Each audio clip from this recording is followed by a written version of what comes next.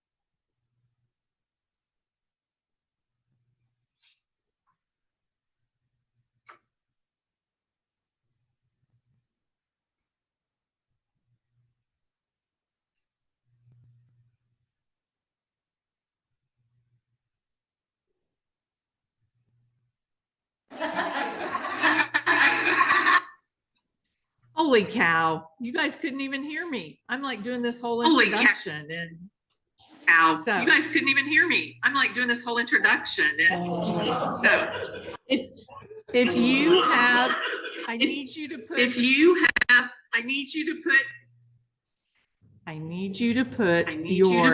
your computers on mute. Kaimishi Business Zoom. I'll go through and try and I usually set it up where it mutes everyone when they come in, but I can't. We're getting really bad feedback here, so we need to make sure that it's much better right now. So as you come in, please hit mute.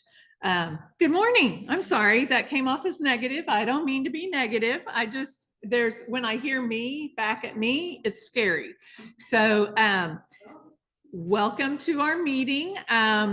We had, once we put out a Zoom, we now have 120 people that registered. So, and we have in the room here today, probably about maybe 20, 25, something like that, maybe. So apparently you guys like it on Zoom. And I know we did this the very last minute. I do want to explain that the health division, we have a new person that's in ACD. He didn't feel comfortable setting it up. Somehow I've let them talk me into or organizing these meetings again instead. So yay, you guys get me again. But we have a lineup for you today. We have Jennifer from our testing division. She's going to talk to us first. And then Stacey is from the State Department of Health, is here to answer your questions and share about any changes in the rules and regs. We have, and then Fran Johnson is going to do the teaching adults that's required. Okay, there she goes. That's okay. It's very casual here today. So we're super excited that everyone's here, and I'm going to go ahead and turn it over to Jennifer. And she said that you don't need a presentation that you know of. I figured I'll just share it. Okay, sounds good. Well, thank you, Jennifer, for being here.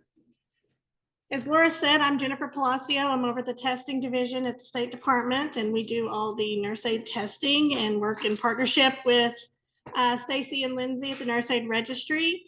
I've been here going on 20 years, so it's been a while.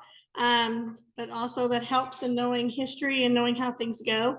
I do have a presentation. I'm not going to pull it up here today, but I'm going to share it out with Laura and them so that if you want to see that when they share out materials.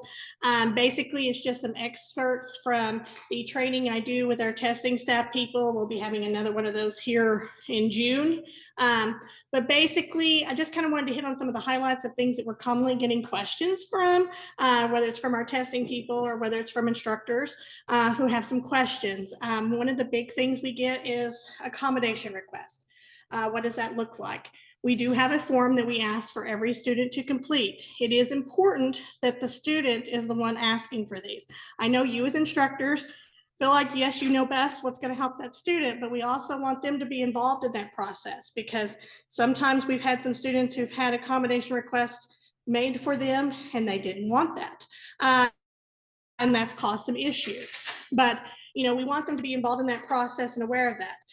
It's our policy that when those requests are made, we do ask for 2 business days, because if it's like a text speech or those types of things, our testing people can't schedule those. We have to schedule that. And we also want to make sure if there's certain requests that we're reviewing what those needs are and making sure, A, we know we've already been able to do that in the past, or B, do I need to contact the licensing body and say, hey, we have a request. Is this something that you guys would feel is allowable or not? And so that gives us that time to be able to work through those issues. That form is out on our website. We've also created a flow chart that's out there as well to help with our testing people, because we do test with 15 different agencies, and every one of them is slightly different as far as what they allow and what type of documentation is needed. So we do have that out on our website. Our website is okhcp.com. And if for some reason that takes you into parts unknown, because for some reason, sometimes it links certain people, if you're using Chrome, to different places. If you get to the agency's main website, about halfway down, we have a dedicated section there, and you can click on us there as well. So we try to keep a lot of information on our website. I think we have a lot of active information. We're constantly updating and changing. We have dedicated pages for each of the agencies that we test for. We have a lot of stuff out there for our testing people so that they have the tools that they need. And then, of course, we have a shared email, which I'll share with you. So if you have questions, please feel free to share, email that, and somebody will get back to you. That is cttc@careertech.ok.gov. And so that's monitored by numerous people. And so if they don't know the answer, they'll contact me. I monitor it as well. So just know that if you ever have questions, you can just do that. But back to accommodations, like I said, we ask for 2 business days. Some of the common things we do is we do have a text-to-speech option.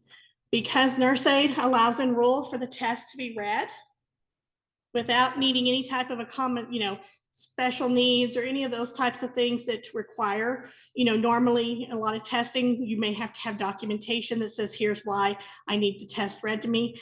This one does not, but we still want the form completed. We are asking for sites to use, because we did pay for that. Okay, they're wanting a testing email. Let me do that really quick here.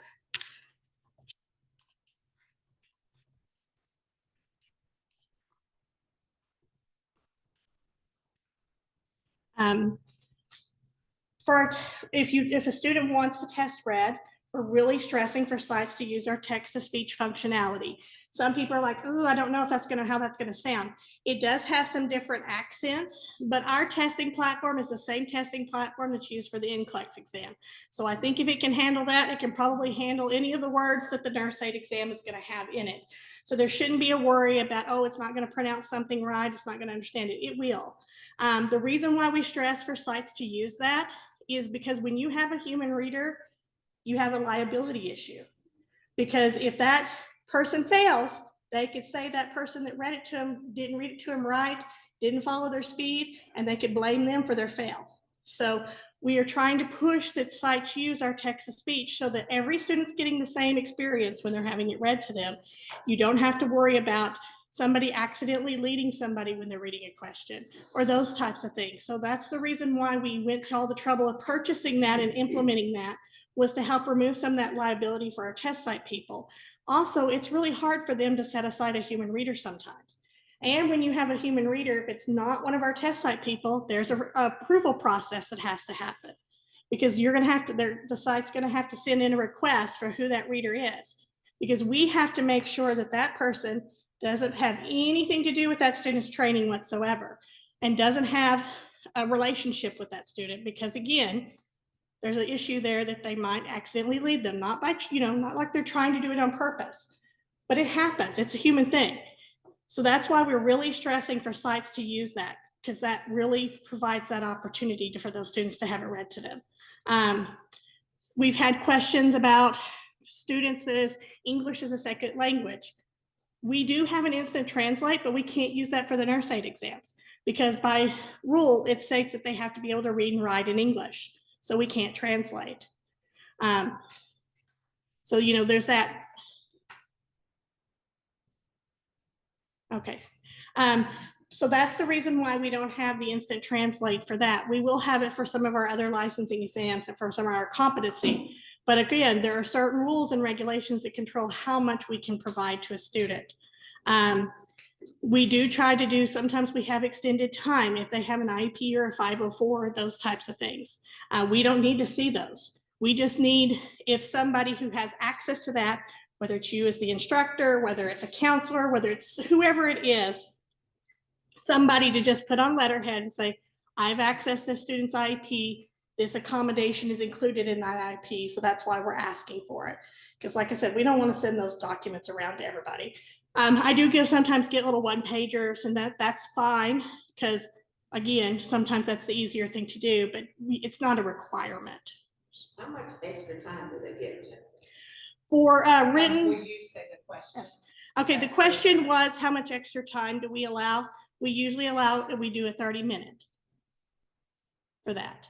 Now, if there is an extra time for a clinical, sometimes we do about 45, just because they're having to move around and do stuff. So that's what we do for that. But like I said, when you ask for anything beyond having the test read, there has to be documentation attached as to why that is being requested, whether it's extra time. Sometimes we get requests for the clinicals as far as like amplified stethoscopes. Somebody has a hearing issue. Well, we do need some sort of documentation as to the fact that they do have a hearing issue. So Jennifer, sorry, so you said, can they have extra time on that skills exam? They can, if there's something in, like I said, there's some sort of documentation that says that, and like I said, we will only do 45. The question was, can they have extra time for clinicals?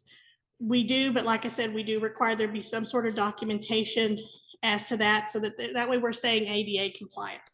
Now, with our requests we've gotten in the past, we had one where the person said the person was a welder and their fingertips were not in good shape. They couldn't feel a pulse. Well, unfortunately, you can't feel a pulse with other fingers besides. So, I mean, there's ways around that. So in those cases where I'm not for sure, I call Lindsay or Stacey and say, hey, is this something? And just know, when you ask for a request for testing, one of the first questions they're going to ask me is, what did you do for their training? Did they get that same accommodation in their training? Because if they didn't get it in training, they're not going to get it in testing. Because, unfortunately, that's just the thing. But that's one of the first questions I usually get asked when I have some of these hard questions. And, with the clinicals, there are some very required skills that have to be in those. So if you think you have a student, and I know sometimes it's hard to have those discussions, that isn't going to be able to do those things, that needs to happen before it ever gets to my testing people, because you can't get them through the clinical training and then expect them to get that request of testing. Same thing. So if they can't, those are sometimes hard things to have discussions on, but they really have got to happen. And sometimes we're getting it where we're not even hearing about it till they're ready to do their test. So, unfortunately, there's just some things that, if a person has some limitations, unfortunately, they may not be able to do those things. But like I said, we do our best to work with any and all requests that we can get, if possible. Yes. So if they do have a hearing issue, as a teacher, we need to have seen some documentation of that to be able to then, they don't have to send that to you, but as long as I've seen it. No, they will have to include that documentation with the request. Okay, for that type, that's different. For that type, right, because by rule, they can have it read to them, so we don't need documentation. But anything that's not specified or outlined in rule that they have immediate access to, they have to have some documentation. Okay. Okay. Yeah. Yeah. And like I said, all of those requests I review. My staff doesn't want to take that on because unfortunately they don't want to have to make those hard calls, and they shouldn't have to. So that's why, again, the 2-day request. Now, if sometimes one comes up late, we still try to accommodate, and we'll do it on the spot if we can, those types of things. But like I said, if there's those types of things that are kind of not a usual type of request, we just need the time so that we can work with our partner and make sure if it's something that they feel is allowable. So I know that's been one of the big things we've had this year, a lot of accommodation requests that we haven't had in the past. And the reason why we have a form, some people are like, why do you have a form? Well, that's also to help cover my test site people, and also for a legality issue. Because if that student says, hey, I asked for this and they didn't give it to me, well, we have documentation we did. And so that's why we do that as well.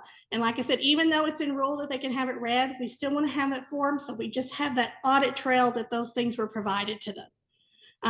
And like, so that's why we put that in place, is just kind of to protect everybody, just because, and we know, I mean, you hate to think that of people, but we've got, sometimes people get desperate, especially when they're on that third try, you know, and we just, you know, we just want to make sure that everybody's feeling safe in their space, so to speak. So, another thing we get is when a student completes their test, don't expect it to be loaded the next day or the next day. Because right now we've had to shift our staff around. So that's me who does all of those. Well, I'm here right now, which means I can't be there doing results. And we do have to do a lot of cleanup because unfortunately students don't type everything in the way they should. And sometimes training facility codes get flip-flopped. So we're trying to check all of that before we ever send it to our partner.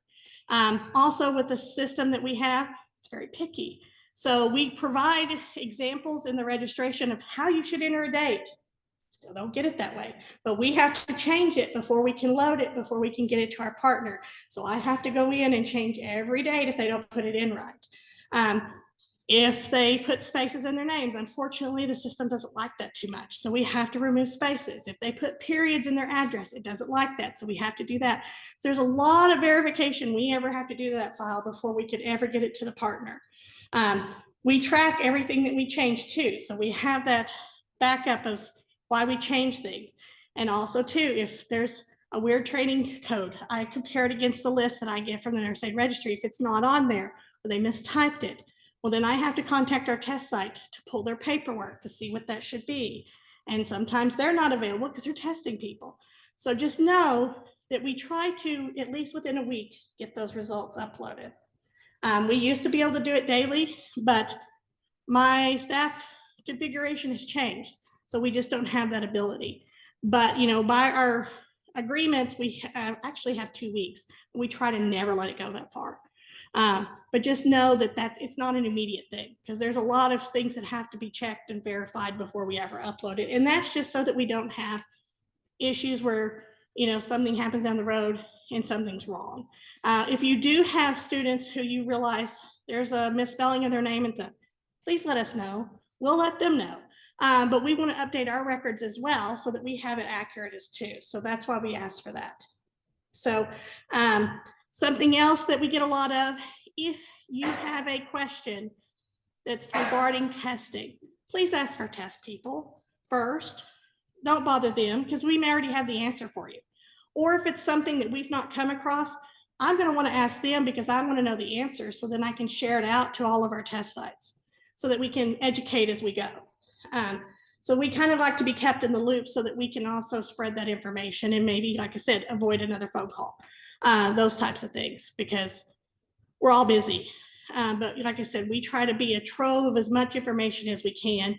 And if there's something weird, I try to also share that out with our health division so they also know, so that, you know, we can just share all of that as we go along, because you think after 20 years you've seen everything, but you haven't. And I don't think I ever will. So, you know, there's always something that comes up that's a new thing for me, you know, and so we are trying to, you know, work through that as we go, and we try to keep everything on file.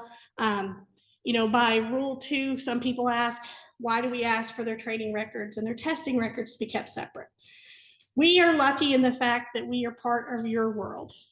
In theory, if we were a Pearson VUE or something else, we wouldn't be part of your world. So why would those records be together? So we try to keep ourselves kind of extricated in all things we do, whether it's our competency testing, whether it's our licensure testing, whatever it is, we keep ourselves kind of divided from our program areas because we want to be that third party and we're going to act as that. So that's why those things are not kept together in a lot of cases. So sometimes we get asked questions about that.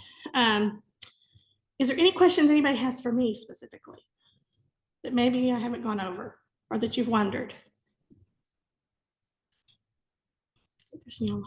Not until you leave. Well, if you do, you have the email address, or you can find mine as well. All of ours follow a similar format.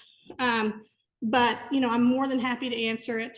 I kind of monitor our shared email up until about 10 o'clock every night because we do have some tech centers that get to test at night. So I try to be there for those people. And then we have our online. Yes. Oh, Jennifer, I have questions. Oh, yes.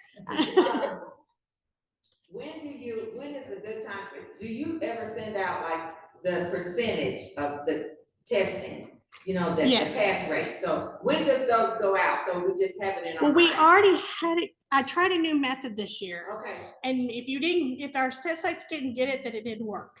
So I will probably check on that. Okay.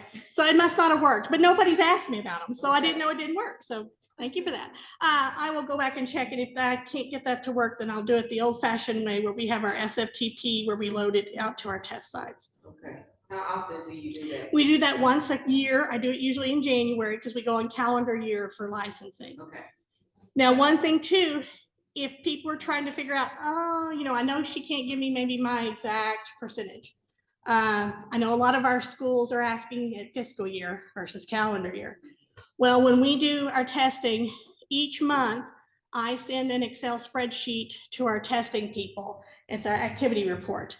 Well, on that, we try to include the training facility code, what the student score is, and their names and stuff. So in theory, you could dump all of that into one big old spreadsheet and kind of get a roundabout average of where you're standing. And that's the reason why we did that. We used to send them as PDFs, but we don't anymore. So is that information in do you break it down by standard or is it just the overall score? Well, we do first time pass rates for clinicals, first time pass rate for written, and then overall pass rates for both. Okay, and it's if it goes to more Norman, then it would include any student that utilized their training facility code. Yeah, so I do them by training facility codes, how I break them down. Okay, so high school and adults. Miss Jennifer? Yeah. Yes. You said something about, this is Regan at Comanche Tech. You said something about you have to take out spaces in their name and you have to take periods out of their addresses. Yes. I apologize. I was unaware of that. So are you talking on when we set them up for scheduling, or are you talking about when they sit down and we had to put in their profile information? When they sit down and answer those registration questions at the beginning of the test, that's where we have to look for that. Those, periods, we don't get a lot of them, but, we do search and remove them. We will be having an update here soon. Once I can test our CTIM's capability of our new program that will hopefully lessen the registration questions. Because, we have a lot of placeholders because that's required in the file to get it to nurse aid registry. But with the program that I've had them kind of build, it's going to take the place of some of those and just put them in for me at the end. So we'll hopefully reduce that so that those placeholders aren't there anymore. We may still have one or two, but most of them will be gone. So we'll update all of our information when that happens. I just haven't had the chance to test its functionality yet to make sure it works. And hopefully it's going to do some of that checking for me of, dates, those types of things. We're also loading in the facility codes so that it will check against it so that I don't have to do a nice little formula in Excel and run it against it to compare those types of things. But like I said, we don't have to do that, but I want to do that because number one, I want to help be a second set of eyes for our testing people. Because when you're doing around what just happened and it's finishing up, it's crazy. And when they're not just testing for us, they're testing for all the other agencies we test for, plus other testing. It's a lot, and there's going to be human error. I mean, it just happens. So we're trying to be that second set and verify as much of that so that it's as clean as it can be before we send it to our agency. Right. So that's good. So is the date, are you wanting the 2-digit, 4-digit with the slash? Yes. Okay. And there is an example on the question that says, please enter the date like this. But like I said, we get periods, we get 2 slashes, we get all sorts of things in the dates. It's amazing how much they sit there and come up with different ways to put a date. But they do.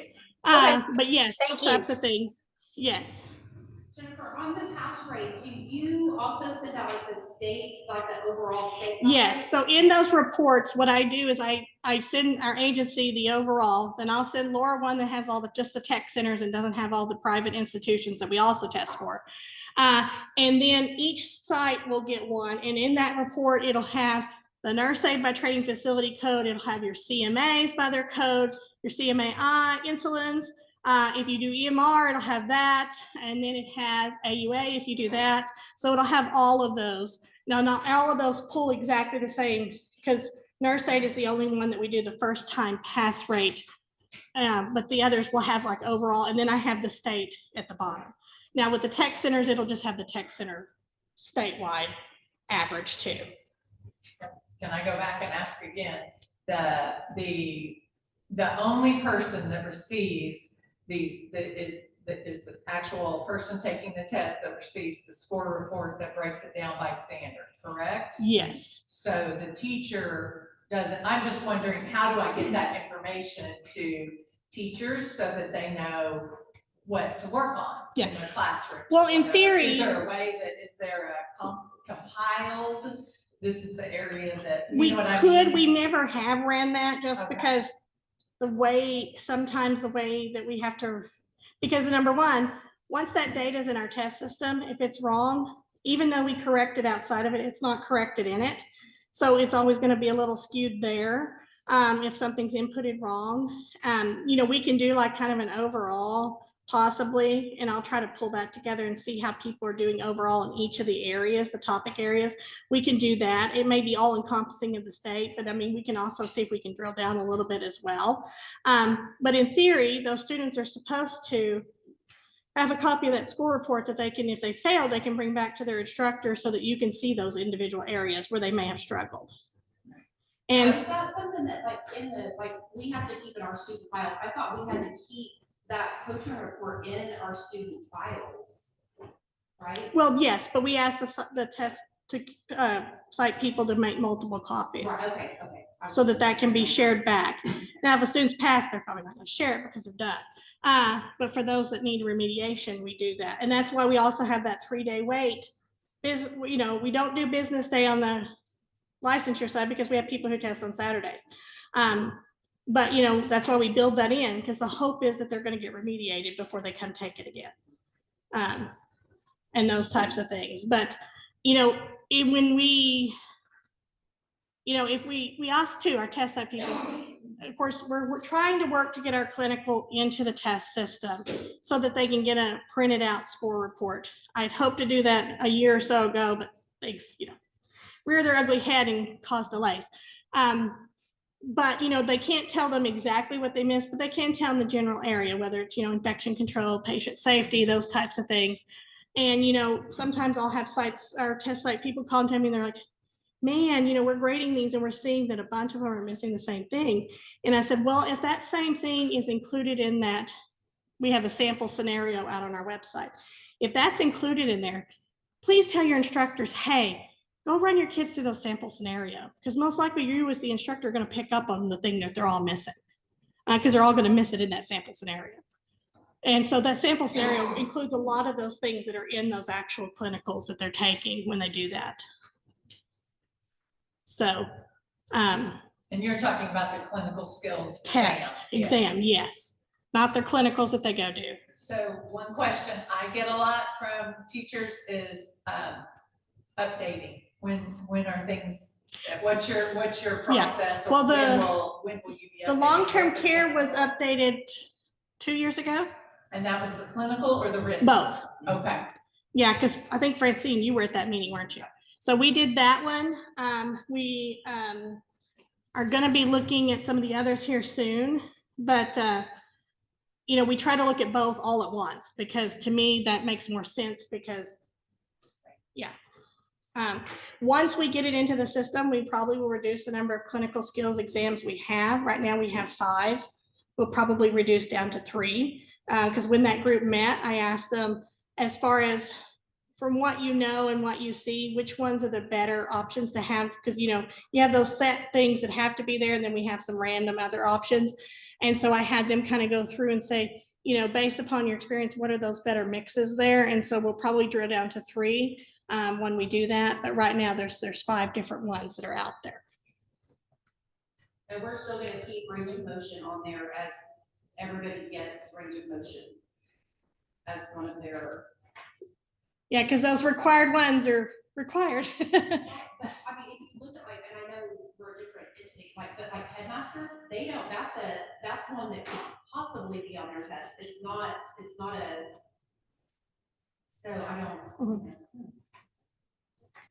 They're about to review their tests, yes. So, And like, will you tell them what you? yeah, the question was about keeping range of motion on the clinical skills.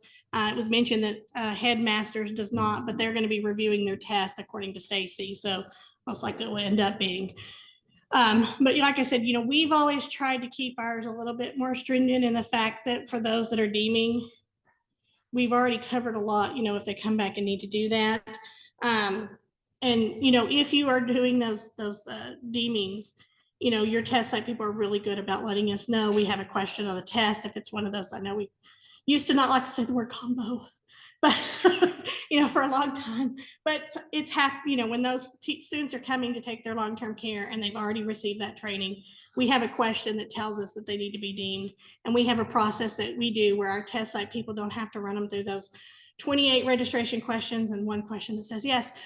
So we do that for them a lot of times. And so that way we're saving them some effort, and that way we can just do that for them. But, you know, one thing we're going over, and like I said, we will go over again with our test site people, is really looking at the documents and making sure everything's being checked on those.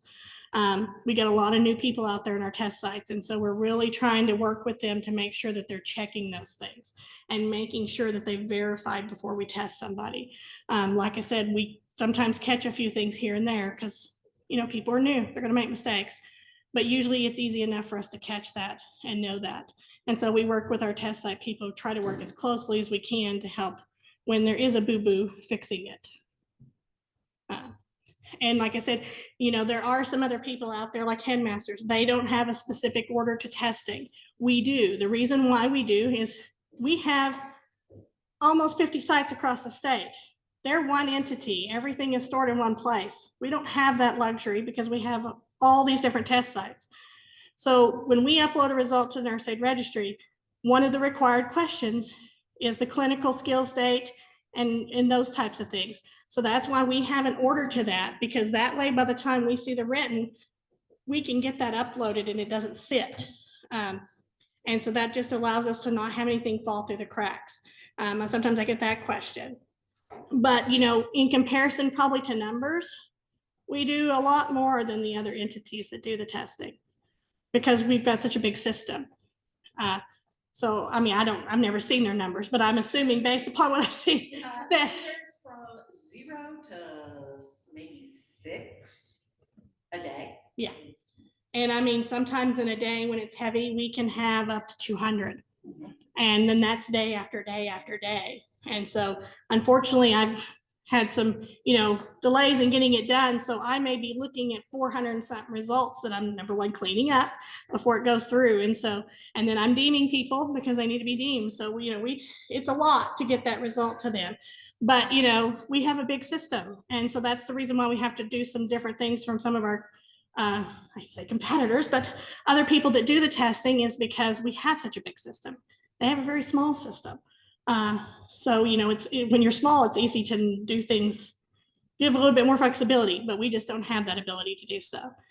And, you know, sometimes we get their people too, that we're finishing up their testing for them, and probably vice versa. But, you know, we've always tried to make sure that if we're doing that, we're completing that person and getting everything so that they don't get left in limbo. Because sometimes that happens, unfortunately. But sometimes people don't ever ask, and I'm surprised sometimes when somebody should be on there and they wait 2 years before ever asking. It kind of floors me, but yes, There was one more question up there, and I have a question too. yes. About IDs, what is required? Because you have a lot of these, people that come from Africa, come from Mexico. What is required for their ID? What do they need? Well, this has been a recent thing, a recent development. I've worked with Lindsay, because have always said, you have to have a social security number. Well, in theory, you don't, because it's not in rule that you do, but their system requires one. So we were like, okay, what do we do in those cases? So in those cases, we have explained to the student, when you go to work, you're going to need one. When you get renewed, you're going to need one. So you're going to have to figure that out before either one of those two things occur. So what we've done is we've collected all the information we can, and we have used the number off of that information in place of their social. But then I've had the test site send me all that documentation, which I've turned around and sent to the nurse aid registry. So we're keeping it in a file. They're keeping it in a file so that they know when that person renews, that number should change, because they should have gotten one by then. We used to require the social security card, but we don't anymore. We ask them to present it if they have it, or present something that has it. If they don't have it, we now have an attestation form on our website that they can sign that says, to the best of their knowledge, this is their social. Because that's all we can do. We require some sort of picture ID. That can be a student ID as long as it has their picture on it. That can be their driver's license. That can be a state issued ID. That can be a passport. It can even be a medical marijuana card. We've had all sorts of things submitted to us as proof. Yeah, we've had all sorts of things, but as long as it's a government issued ID, which includes student IDs, because your schools are government in a way, it can be any of those things. And our test people know if they get something that doesn't, they're going to call and ask. We've had a recent question of a person had 2 of their forms of identification in one name, but their verification form was in another name. What do we do in those cases? Well, our test site people are going to ask them to provide some sort of legal document as to why the name's different. So did they get married? Did they get divorced? Did they get adopted? Did they have some sort of legal name change? We ask for that to keep in our records so that we can say, we did our due diligence and verified this is the same person. When it comes around and be a CMA, we have to verify they have an active long-term care, one of those things. If their name is changed between those two, then our people are going to ask for some form of document as to why the name on their long-term care is not the name they're going to be doing their CMA under. Just so that we have covered that is the same person. We verified everything we can verify. And then we usually tell our test site people to let the person know they need to get in contact with the nurse aid registry to get their long-term care updated or whatever it is to their most recent name. Yes. I just wanted to let you know that you have some questions up there that are asking about some information you've already given and some. Okay, it looks like some people asked where the sample scenario is. It is on our website under the nurse aid section. And I'll go ahead here and type again our website. That will get you to our website, but like I said, if it sends you to some sort of, I think it's Department of Human Services, sometimes it goes to wonderful OMES redirects. You can always go to the agency's main website. Halfway down, we have a dedicated section that has all our links. But that is under our nurse aid section. Yes. So you're saying they do not have to have a social security card as long as they are a legal citizen? Is that correct? Well, they can also be, an alien that is able to work, and then they have to present some of those documents for their affidavit, because that's our test site people do have to ask for those, ask for a current affidavit that has to be on file. We've had students go all the way through the program for the whole year and then get to the test site center and not be able to test because they're not a legal citizen. Yes. Again, one of those kind of discussions that probably needs to happen earlier versus later. We've had some instances too where I just had one the other day where a student has been their student the entire year by one name, And there is not a legal shred as to why that's their name. So they were like, well, all their other documents, now that they came to test, they're all saying this and they're going by this. The teacher knows them as this, the school knows them by this. Well, the school never got anything legally as to why that name was not their name.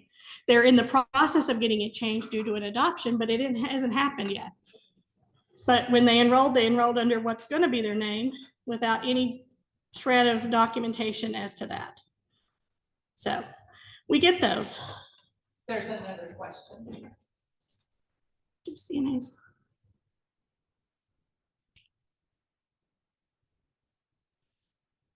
They probably do, but when we're testing them, that's not our thing to worry about. We're not the licensing body. We're just testing them. I don't know. Is that?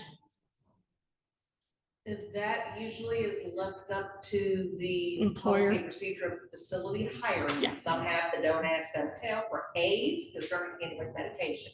Yeah. Whereas med aides will get drug Yes. tested. So Stacey from the Nurse Aid Registry said a lot of that is left up to the employer based upon their policies and procedures. A lot of times nurse aides are not checked for that because they're not handling medications. Some facilities might do so, but if you're a certified medication aide, you're going to get tested for that. I understand from the previous deal with, no, they don't tolerate for that because any facility or entity who accepts federal or government funds, because it's not federally legalized, it is not legal for their employees to be utilizing marijuana, even if they have a state issued card. Yeah. So some say that, some facilities, if they're receiving federal funds, it's not authorized. But again, in our place, it's unfortunately we're not going to jump into that circus because that's not ours to worry with. And, like I said, there's certain things that, we will do. Our test people can only do so much. We can only verify so much. We're only going to, and so they're going to do their due diligence as best they can. And we're going to document everything out the wazoo. And I usually have them send it to me because they're only required to keep stuff for 3 previous years plus the current year. We're going to keep it forever. That's just our thing. We have results back to 2008. That's when, right after I started, and I was kind of like, shouldn't we just keep this stuff? And so we started doing that. So we will keep it and keep it on file because it's amazing how many people come back and ask for things years and years after they got it. But, we try to provide those if we have it. Any other questions? Yes. You mentioned a competitor company. Is that for testing, the testing part of it? Well, there's Headmasters, which does testing for long-term care. And then there's Seminok, however it's pronounced, that does usually just their own. They don't do a lot of outside. They just do their own. Headmasters does do some of the facilities that are on the approved list. All of our tech centers use us. Yeah. They do skills and written, and they're still following all OSDH. Yeah, they're an approved site, but like I said, they don't do a lot of them, just because. Yeah, a lot of times too, they go into the facility and do the testing at the facility. We just don't do that because it's just sometimes impossible to do that with all the different variations and setups of every tech center. As far as what that looks like. But like I said, as far as I know, we do the majority of them in the state. And we even do some of theirs that can't get in, or they may have an issue and they want to come to us, those types of things. And that's another question sometimes we get. Unfortunately, some of our tech centers aren't big. They may only have one clinical skills observer. And every once in a while we have a student who's failed twice and they're like, I don't want to do it again here. And so in those cases, we'll find them a home somewhere else. Our test site are really good about contacting us and we'll work around and find somebody a home to take it somewhere else if they need to. Nobody's got a big deal about that.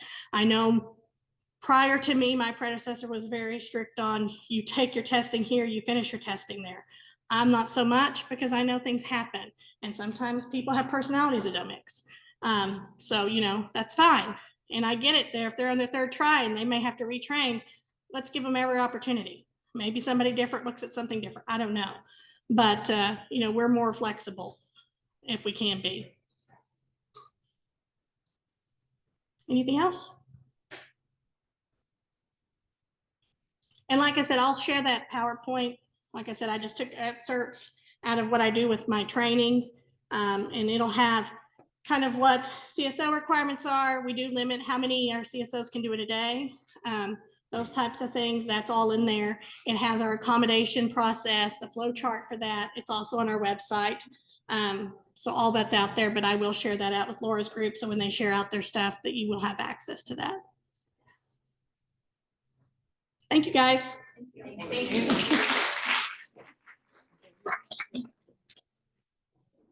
So thanks to Jennifer for that. If you're just joining us, be sure you put your name and your school and your email address in the chat. So we'll be able to get you your certificates. Are you ready, Stacey? Okay. Is your presentation where, because Do I need to email it to you? that would probably be Just best. take me a second. Yeah. Because I'm actually online. Okay, sorry, it's because of the Zoom meeting. We have to do that. If those of you in here, if anyone needs the restroom, you can go right out these doors, side doors, and it's there. Sorry, we didn't have any refreshments, but that way we didn't have to charge any registration. So yeah, it was a way we like free, exactly. Okay, so there you're ready. Give us just a second to do some changing.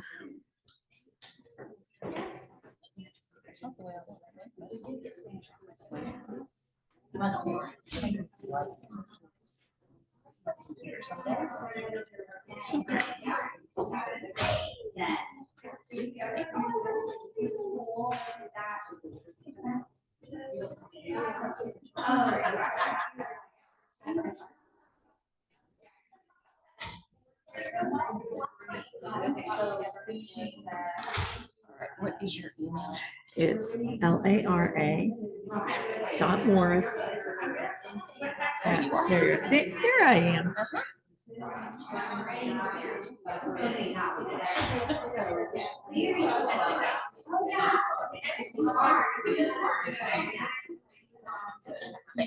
Okay.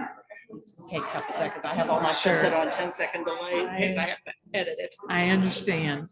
Well, and we're all part of a mess too. So. That's part of my problem. Yes, that's what we call it anyway. It's our mess. I don't know what it is. I know. So I email it to myself and access it Same. on my personal computer. Me too. I can't connect this thing when we go to Shine Law. I can't connect it. Yeah. You can't cast. That's nice. So I have to use my personal computer to present at Shine Law. Oh, here you are. Okay. It's a little shorty, so I've left a lot of time for questions. Okay. And most of it is stuff that they have seen before. That's okay. Let's update because I know we've got new people. Yeah, we never know. And we can check you out.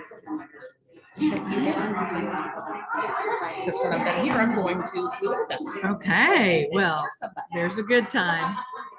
They won't be expecting you today, will they?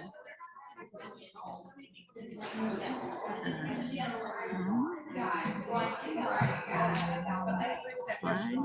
Go right ahead.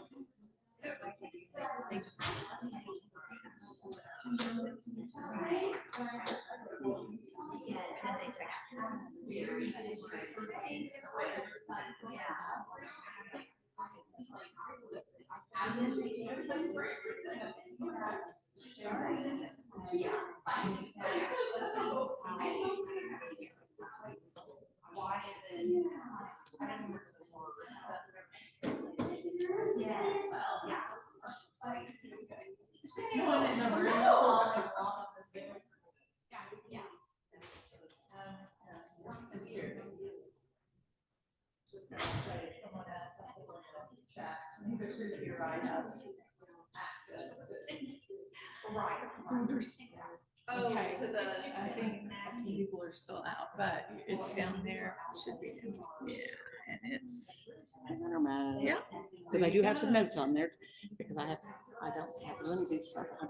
Well, of course not. I wrote the presentation. Well, yeah, But the stuff I it's still always her, good. I don't, yeah. Or would it be helpful for me to log on and try to shoot you questions if somebody asks in the chat? Would that be helpful? Well, we don't have anything to shoot us. That's what I'm saying. We don't have it. That's my concern. Right, that's what I meant. Would it be helpful if I joined and kind of, if I see a question, give it to you? Let me and know, then 'cause I- answer? Okay, If you don't mind. no, I can do that. That'd be great. Because that way she doesn't have to get out of her presentation. Right, To yeah. answer questions, yeah, that'd be extremely helpful. Sure, fully charged here, so just give me a second to log in. Yeah, I have no idea. I'm happy to do that. Let me know.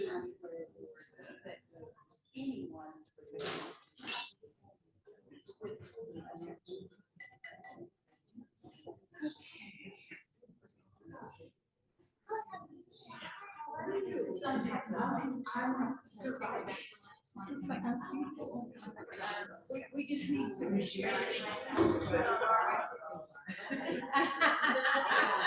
They're just laying my toes are cold. Of course, that's what I get for wearing sandals. No, my fingers are cold. I have to sit like this when I come here. Where the it becomes where it's either I'm either freezing or I'm so hot and blue.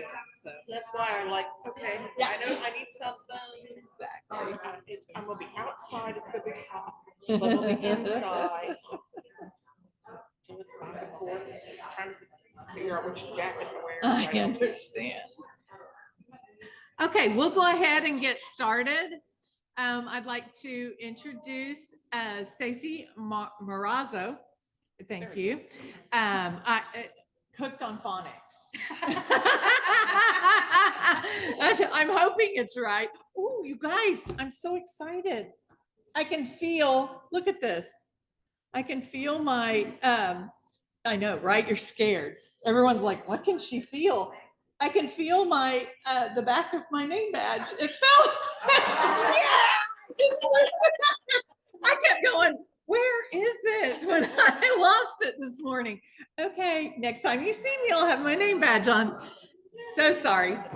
Okay, we're gonna go ahead and let Stacey get started, and we're going to be checking the chat. If you have questions as she goes along, please put them in the chat, and we're gonna have someone monitoring that. So thank you. Good morning, everyone, and those of you who aren't here. Most of you know me. If you don't, you will get to know me because I will be at your facility sooner or later. Lindsay couldn't join us this morning, so I will also be going over anything she had to go over with you. Let's pop over here to our training programs we have at our tech centers. That's actually been updated just a little bit lately. We have long-term care aides, and every campus has at least one, if not two, and sometimes even three. Because if you have an evening program, it has to have a separate code. We've talked about that. We now have a career tech ICF IIDA program. Everyone remembers the DDCA. We now have one that's career tech based. It's our first.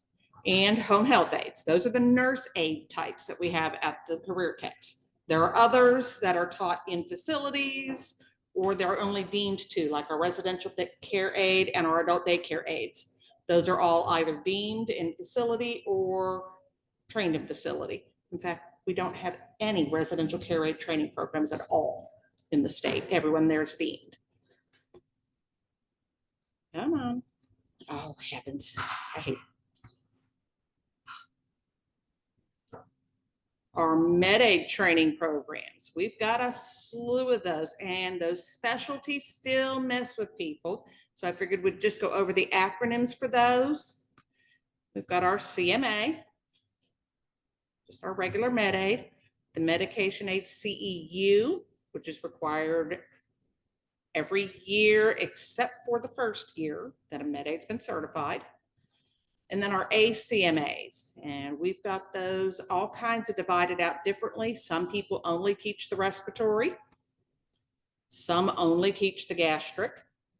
Some teach that as a combo. We have glucose monitoring and the insulin administration. And if you have questions about any of those, I'll be more than happy to discuss those with you one-on-one. There's a whole lot of details to some of those. And it's just a whole lot easier to sit down and go through the rule and the curriculum together.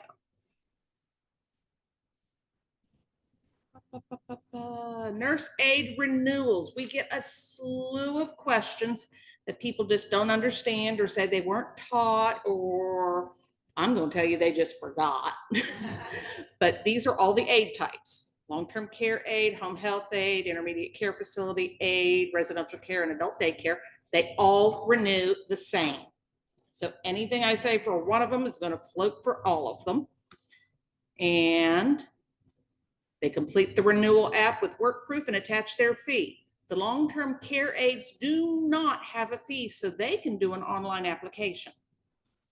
And it's on our website. We have streamlined that tremendously. So when they click on renew, underneath that is 2 links. The first one is the digital long-term care aid renewal. Do it for free. The next one is the form that all the other aid types have to renew. And unfortunately, we do not have the ability to take credit cards unless they want to come in and go to the vital records window between 2 and 4 to pay by credit card. So they can send a check or a money order with that, and the address is on the application.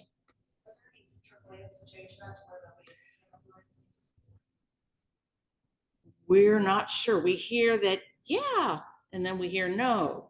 And we were told when we were getting our new database, and now we're told we're not getting a new database because ours was actually custom written for us. So we have no clue at this moment how that's going to play out, because it changes every 6 months. I hope we do, Stacey, because it's easy when we renew ours as nurses. Well, and part of, I know that it is so much easier, but the part of the problem is the fee. You have to pay a fee to use the credit card, and it's a chunk of that $10. Right. So who wants to pay $12 and $15 to renew when they can do it for 10 and they pay 99 cents at the local grocery store for a money order? Because a lot of them don't have checks. We get questions about digital pay too. Our favorite one is when they ask if they can fax us a copy of the check. I'm not joking. We've had that question. They don't understand. It has to be mailed. We can't do it from a fax. I have a quick question. Okay. Are we supposed to have a presentation on our screens? You should. We do not on Zoom. Uh-oh. Oh, where'd it go? Let's see. Did it get shared properly? Okay.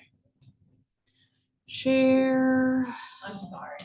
That's okay. There's share screen. There we, nope. We want that. There it goes.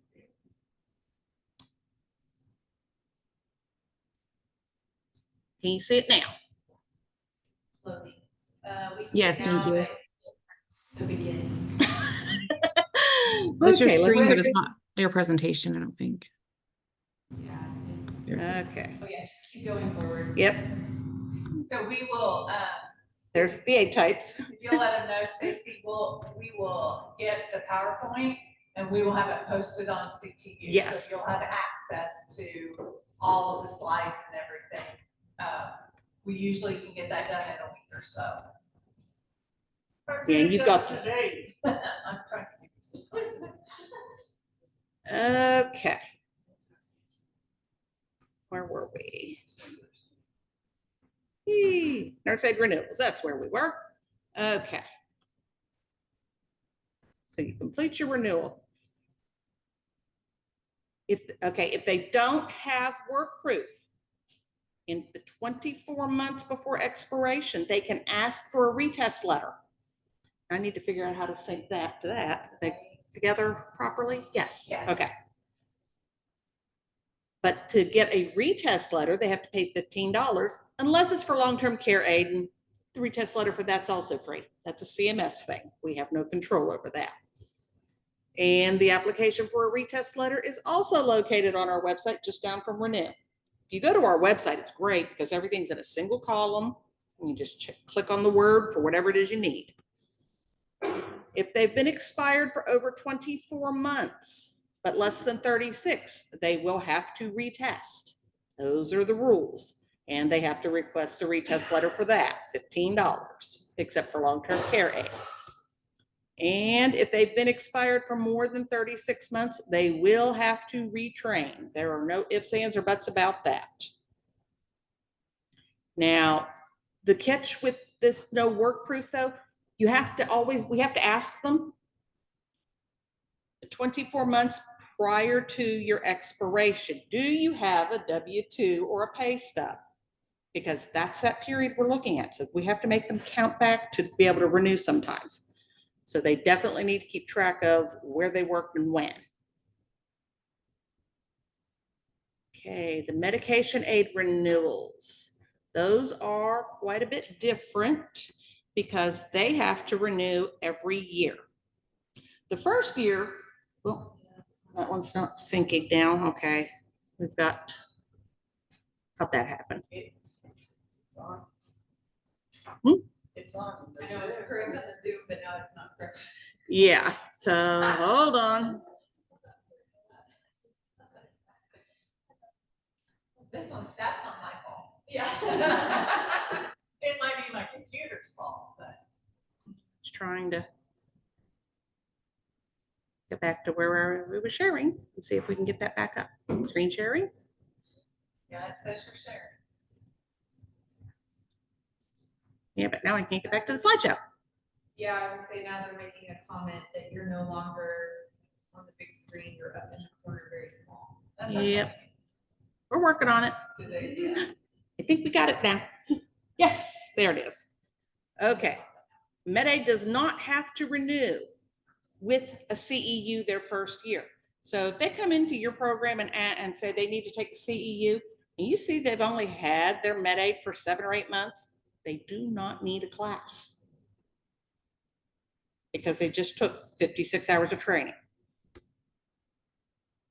Unfortunately, they have to mail that one because there's no such thing as an auto renew. Every renewal that comes into Nurse Aid Registry is physically touched and read by somebody, whether it be me or one of the administrative assistants. We physically renew them. If they take an advanced class, that can be used as a renewal, but they have to pay 2 fees, one to add it and one to renew. If they're expired over 12 months as a Med-Aid, they have to retest. And again, retest letter, $15.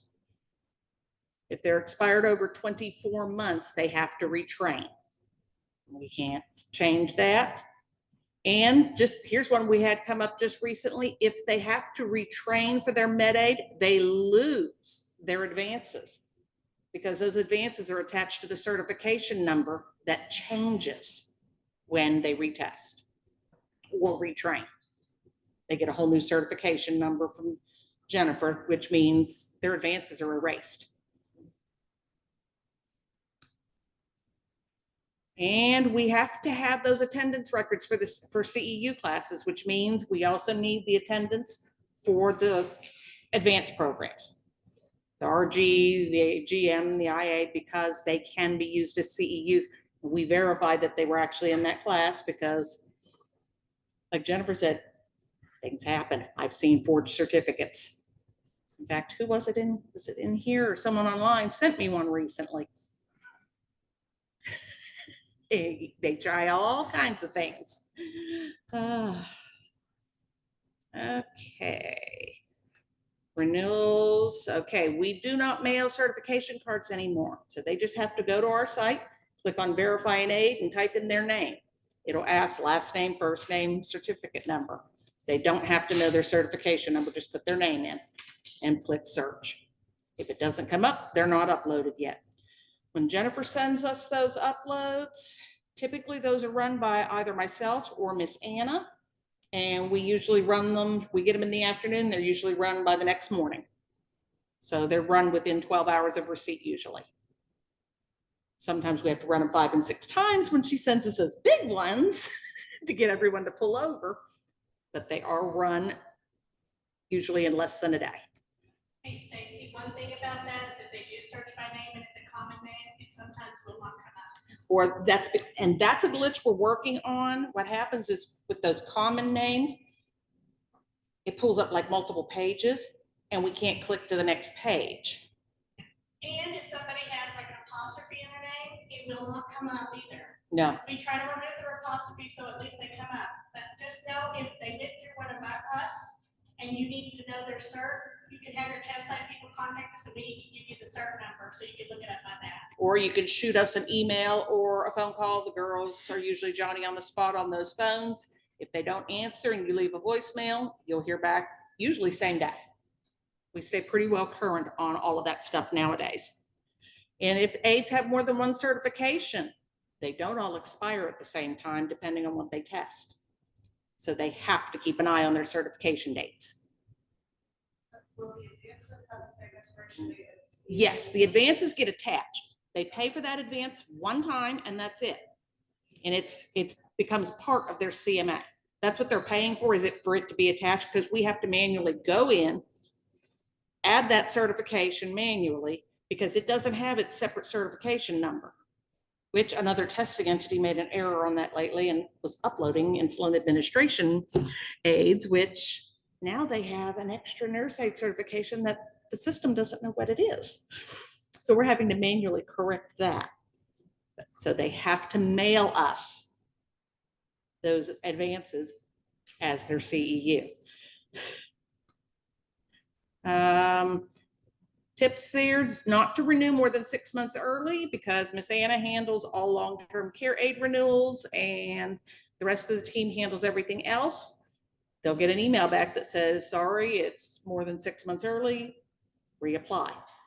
If they send money, we will credit their account. So at that point, all they would need to do is fill out that renewal application and just email it to us. If they mail it too early, their account will be credited and the certificate will be logged. But there's something in rule that just does not allow us to renew them more than 6 months in advance. And that has to do with the legal department. Long-term cares can be renewed online, which means they can renew it. Usually we're within a week on those. So if they renew 10 days early, they should be renewed in plenty of time to not expire, but they can still go ahead and renew those 6 months early as well. Double check the fees. We get 500 phone calls a week. I sent in my advance and my renewal, but they only sent us $10. So either we add the advance or we renew them. We can't do both. And you would not believe how many email addresses we get that are wrong, because we copy and paste them. Because Bank First scans all the paperwork when they process those payments. And we literally copy and paste that information. And we get rejected emails. At least every 4th email seems to be this last week has been rejected. We don't have a walk-up desk when they ask about that. But they can call and one of the staff will meet them in the lobby. Everyone's got a cell phone these days, so they can say, hey, I'm in your lobby, and someone will come down. It may take a few minutes, but we cannot take payment. We are not bonded to handle cash or money orders or checks. So they have to do those between 2 and 4 at the Vital Records Office payment window. And your expiration dates never change unless they have to retest or retrain. So they will expire, I'm going to use my own, October 31st on odd numbered years. And it's always the last day of the month.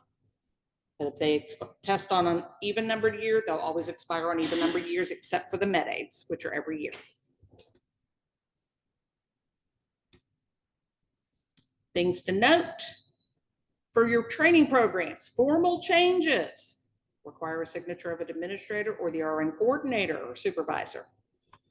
Supervisor, coordinator. Supervisors are over one program, coordinators are over multiple. They're interchangeable. Notice of changes need to be filed in advance of a change. We understand there's emergencies. If you have to make a change tomorrow, flag it for us. The girls will get it to me and I will get it dated and back to you as quick as I can.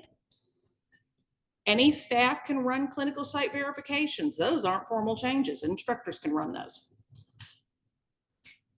And all the forms are updated. So look at your expiration, the dates on the bottoms of the forms. Anything that says before 2023, don't use it. All the new ones are fillable PDFs. So that's great. I have a question on that. I have struggled to find updated forms online.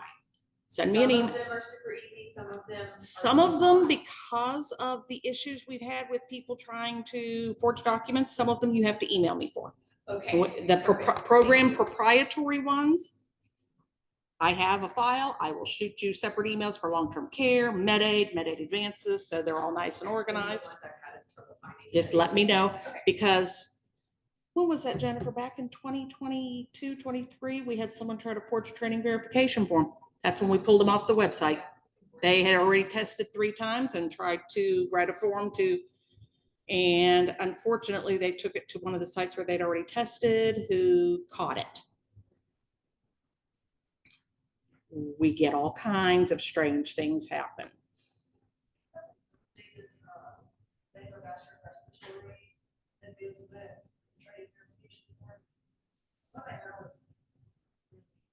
I probably do. Shoot me an email. I will be back in the office. Tomorrow's Friday. Yeah, I'll be in the office tomorrow. So anything you need, I can get to you tomorrow. If you, back. Notice of change forms. If you need help filling those out, you don't understand them, send me an email. I got a PowerPoint on that. It's like 4 slides, step by step, because I have one sitting here now. If you're from Central Tech and you sent me a notice of change and haven't heard back from me, call me. I've got one. I can't read the name. I can't read the program numbers. I have no idea what campus it came from. So they have to be filled out so I can figure out where they came from. And it came through the mail. This one did, which means when it was scanned in, a lot of stuff was cut off. It's not the PDF where I can click on the little plus button and open the box. So if you sent me one recently, and I know it's from a Central Tech campus, but we have 2 campuses plus a remote site opening. I have no idea because I don't recognize the name. I can't read the program codes. So if you need help filling those out, email me. I'll send you that little 3 or 4 slide PowerPoint. It'll walk you through how to do it step by step. That way your stuff is processed usually before the end of the week. You send me something on Monday or Tuesday, you've usually got it back by Friday on notice of changes, unless I'm out in the field for a week in LaFleur County or no man's land. But I will get those back to you as quickly as possible. Curtis is on there. I saw his face, so he's the PN director. Yeah, if he's the one who sent it, it was Central Tech, but I could not read it. Okay. It was handwritten, and that's part of why we did the fillable PDFs. Yeah. Because some of us, me included, handwriting sucks. I write so much that it's chicken scratch. So any questions, anything y'all need to know? I have one. Sorry, I put it in the chat box, but we're having a new switching instructors here at the Idabel campus. And on this change form, what information, I've been here 20 years, so I can't remember, but this notice of change, what information do you need on her? This is her. In the notice of change, it's change of instructors. Yes, change of instructors is on the back of the page or on page 2. Yes. Just yes, above the signature. It's like the second box from the bottom. I need their name, LPN or RN, what programs you want them to be over or Okay. in or whatever. Resume, nursing license attached. That's it. Okay. Thank you It's the so much. top portion of make sure I know who to send it to when I approve it. And as long as they meet the 1 year requirement and have been a nurse for more than 3 seconds, yeah. If they're just an instructor, they don't have to have long-term care experience because your RN coordinators have that. Okay. Anything else? Thank you. Thank you. Mhm.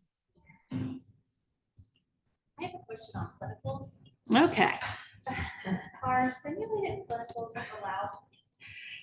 They are, but those are, they were written into rule for the situations where you're in Beaver County and your only local nursing home has an IJ or a substandard quality of care. Your next closest facility is within an hour and a half. That's what they were approved for. So if your local facility suddenly says, we've had a flu outbreak and you're scheduled to go there for clinicals this week, yes, simulate them. That's fine. We had an instance where a student was scheduled to be finished, like he was gonna be finishing up, he was he was in the flex department. There were some outlying circumstances around his completion, and we got to the clinical facility, and then they were gonna be surveyed, that the State Department showed up for surveys. And they don't allowed like us to having students stay. in. I understand. There was a stretched timeline around his completion, and In that instance, we were able to go you to could. another facility. Mhm. He was able to go to another facility.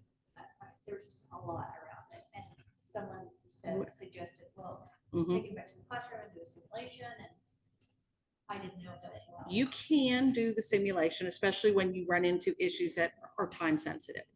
Now, with the time sensitivity, from the time they enroll in a program, they have 4 months to complete the program.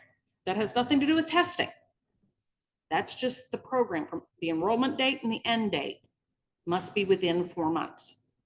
Testing, they actually can take up to 3 years. Their training verification forms are actually good up to 3 years from the date they were written. So that's why they have to be signed and dated. But yeah, Jennifer's team's really good at checking those. We had one come in, the person was on their last day to take the test before they would have to retrain, but they did it. You said they have 4 months to complete? Mhm. What? That came from rule. That once they enroll in a program, they're supposed to be done with their training in 4 months. And what if they're not? They have to start over. Yeah, if they don't complete within 4 months from enrolling, they have to start over. That's your catch with your flex programs. Stacey, oh, that's just flex, not high school. No, high school program, that's a whole different kettle of fish, because the high school students, they're in, but no, for the regular programs, the high school, because they're not going to that class for a whole 8 hours a day. So when you add up their time they're spending in that class, those hours still equate to that 4 months. But it doesn't have to be done that 4 month date, just because they're a whole different kettle of fish. So when I'm talking about the cutoff dates and stuff, those are usually just the adult programs. What are the Look at hours? the high school, totally different. Gotta hear somebody? What are the hours, the requirements for high school? What is that magic number? The magic number of training hours? Yeah, in high school, for the high schoolers. All programs for aides, the long-term care aide, intermediate care facility aide, or home health aide, no less than 75 hours, including the 16 hours of clinical. That is your bare minimum. You can go over as much as you want, but never be less than. Thank you. Don't you have to complete the number of hours that your program was certified Yes. for? Yes, if you list your program for 96 hours, then I'm going to be looking for 96 hours when I come in to do survey. Okay. But if you're a flex program, you're going to be smart and do 75, and all of your students are going to go over because they will repeat chapters they had trouble with. I have never seen a flex student do less than 78 or 80 hours. Because they get that opportunity to repeat the stuff they had trouble with. So most of them go way over. My question is about, has anything changed with the, do we have a definitive decision on that? Is it 75 plus 10 hours for dementia training, or is it 75 hours because dementia's in the law? Because we're dealing with legal and legislative rule, there is no definitive answer yet. So I am just telling anyone, if your program is over 75 hours, we're doing great, because one of these days, all of ours are over 75 hours. Well, that one just came up kind of during a big staff meeting between all of our supervisors one day, and it got brought back to me, and so I had to dig through our archive database to back before that 10 hours was added and show that programs didn't change their hours. So they may not change that since it is already part of the curriculum. Right. But I won't say they won't, because they can. Right. Because dementia, It's part of the book. I did her job a long time ago. Mhm. Wait, she's been here 20, I did it before her. And that was one that we always had to do Alzheimer's training. Mhm. It just wasn't spelled out to the level of this, and this. And so, but the minimum always said 75. So that makes good sense. You've got Well- a question up here. Oh, I'm sorry. Well, I opened a pot. I'm Well, sorry. I want to clarify that why that was caught. The 75 hours comes from the federal government and from the 42 CFR. They mandate that we must have 75 hours of nurse aid training, minimum. And states can do what they want with it from there. That 10 hours of Alzheimer's was added by the state legislature. The two don't quite fit together 100%, so one of these days I will get clarification, but I just encourage you to go ahead and add more hours to your programs just to be safe. It never hurts. I have a And clarifying question. I see about the student. Okay, we got a couple in the chat. What's yours? Just to clarify, the 75 hours includes the 16 hours of clinical? Yes. Yes. If something happens, to request approval for simulated clinicals. No, just make sure you document on their clinical training form, those clinical forms. Uh-oh. Hang on. There we go. Please hold. So if you're doing a simulated clinical, on the clinical hours form that everyone has to sign and you put in, make sure you document that it's just simulated. I'm not gonna scream because it doesn't say you have to ask permission, but you have the option to use them.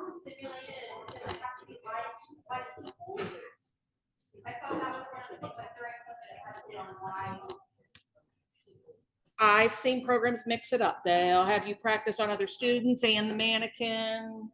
That's fine, because you're not really going to do pericure on a fellow student. that is not happening. Not in any class I'm going to. But yeah, you can mix that up as long as they get their clinical hours. Bathing without a battle.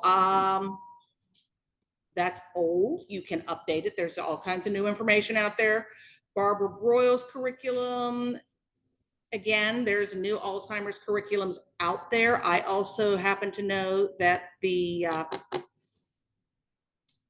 Oklahoma Healthy Brain Initiative and the Alzheimer's Association, I've had contact with several of these different groups. They want to rewrite the Barbara Broyles. But if you're using a Hartman's book, there's 12 hours of Alzheimer's built in. And if you haven't worked in long-term care with dementia, look up somebody named Teepa Snow. What is it? Teepa Snow. T-E-E-P. Will you type that in the chat? Mhm. Or do you mind typing that? Thank you. Yep. Teepa is the current authority on Alzheimer's and dementia training. So if you want to update your Barbara Broyles, because there's nothing in the rule that says which Alzheimer's training you have to use, just that you have to have some. But yeah, you can always add some Teepa because she's the most up to date. And It's, if a student was unable to finish a particular class due to illness, as long as that is documented, you can actually send to us for a letter basically stating that it's approved for them to do that. Because like when somebody tests 3 times and fails and then find out they didn't file for their accommodation, and we will give them a letter to test 4th time. So CTU on Alzheimer's dementia.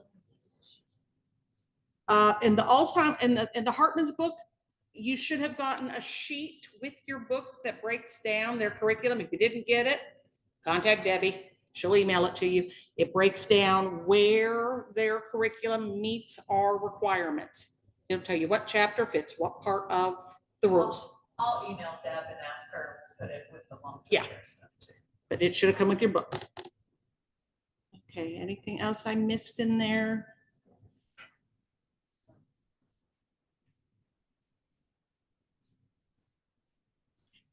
Would removing barber broils, bathing without a battle, it's a curriculum change. So yeah, you might want to go ahead and just shoot me a notice of change stating that you're updating your curriculum, because we do document that. So if A, B, or C reasons I'm not your surveyor next time, my replacement's going to have that information. I try to make sure that nothing falls through the cracks. So if we're already using the Hartman book and we just want to change the video, we can do that? If you're just changing the video, yeah. Okay. But if you're like changing the whole curriculum, Oh, you no, have to no. notify us. But if you're just switching to a more updated video, that's, you're switching a 30-minute video for a 30-minute video or a 32-minute video, you don't have to let me know. Okay. Because it's the same topic. But if you're making a major change, i.e. you're going to remove all of the barber broils, you're going to implement Ltcna Snow and the Hartmans, and it's going to change your hours out, how many hours are lab, how many are classroom, then you need to let me know. Okay. Why does it need to be an RN for a clinical skills observer? Ask the federal government. That came from the 42 CFR as well. Right up above there, they were asking if they have to use barber broils. You do not have to use barber broils. You can use the Hartmans. Use anything as long as that's. As long as you are covering no less than 10 hours, you can use anything. I've seen several programs that built a 1-day session using all of the Ltcna Snow videos and sections from the Hartman's book. So it's whatever works for you. But Ltcna tries to make things current and put them in a fashion where people understand it. She rates the levels of Alzheimer's, dementia by gemstones. The clarity of the gemstone signifies the clarity of their brain at that stage. So level 1s are diamonds. And by the time you get to the end stages, they're pearls, because you can't see through the stone at all. And a lot of people, especially girls, are going to get that because they like their jewelry. So yeah, it's really neat. This is probably very specific to me just because I'm new to coordinating the program, but in the latest notice of change form that I sent you and going through our books, I realized I'm not really sure who you have on record still as instructors. Is there a way, can we just email you and ask you, like, who do you have down for us so that we know for sure that our stuff is current? Yes, I am more than willing to do that for you guys, because I know that over the last 5 or 6 years, starting with just as COVID was hitting, a lot of notice of changes and program changes weren't logged. Yeah. I can't find them.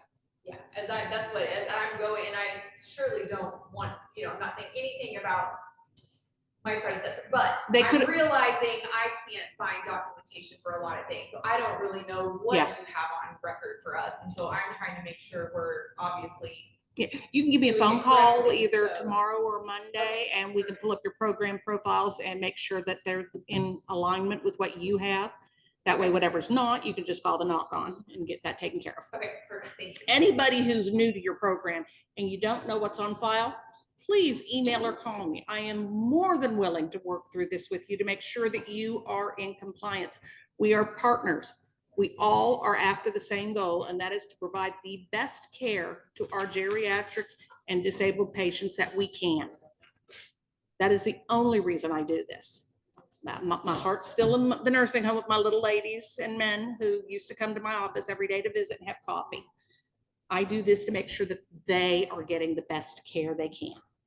And you guys are doing the exact same thing by training the best aides you can. So if your programs aren't up to snuff and you need help to get them that way, I'm your resource. That's what I'm here for. I'm not Hitler. I'm not going to come in and write 500 deficiencies. If it's something small, you forgot to send me a notice of change when you rotated 5 hours out of classroom and put them in lab, I'm not going to write that. You're still doing 75 hours. I'm not going to write something that silly.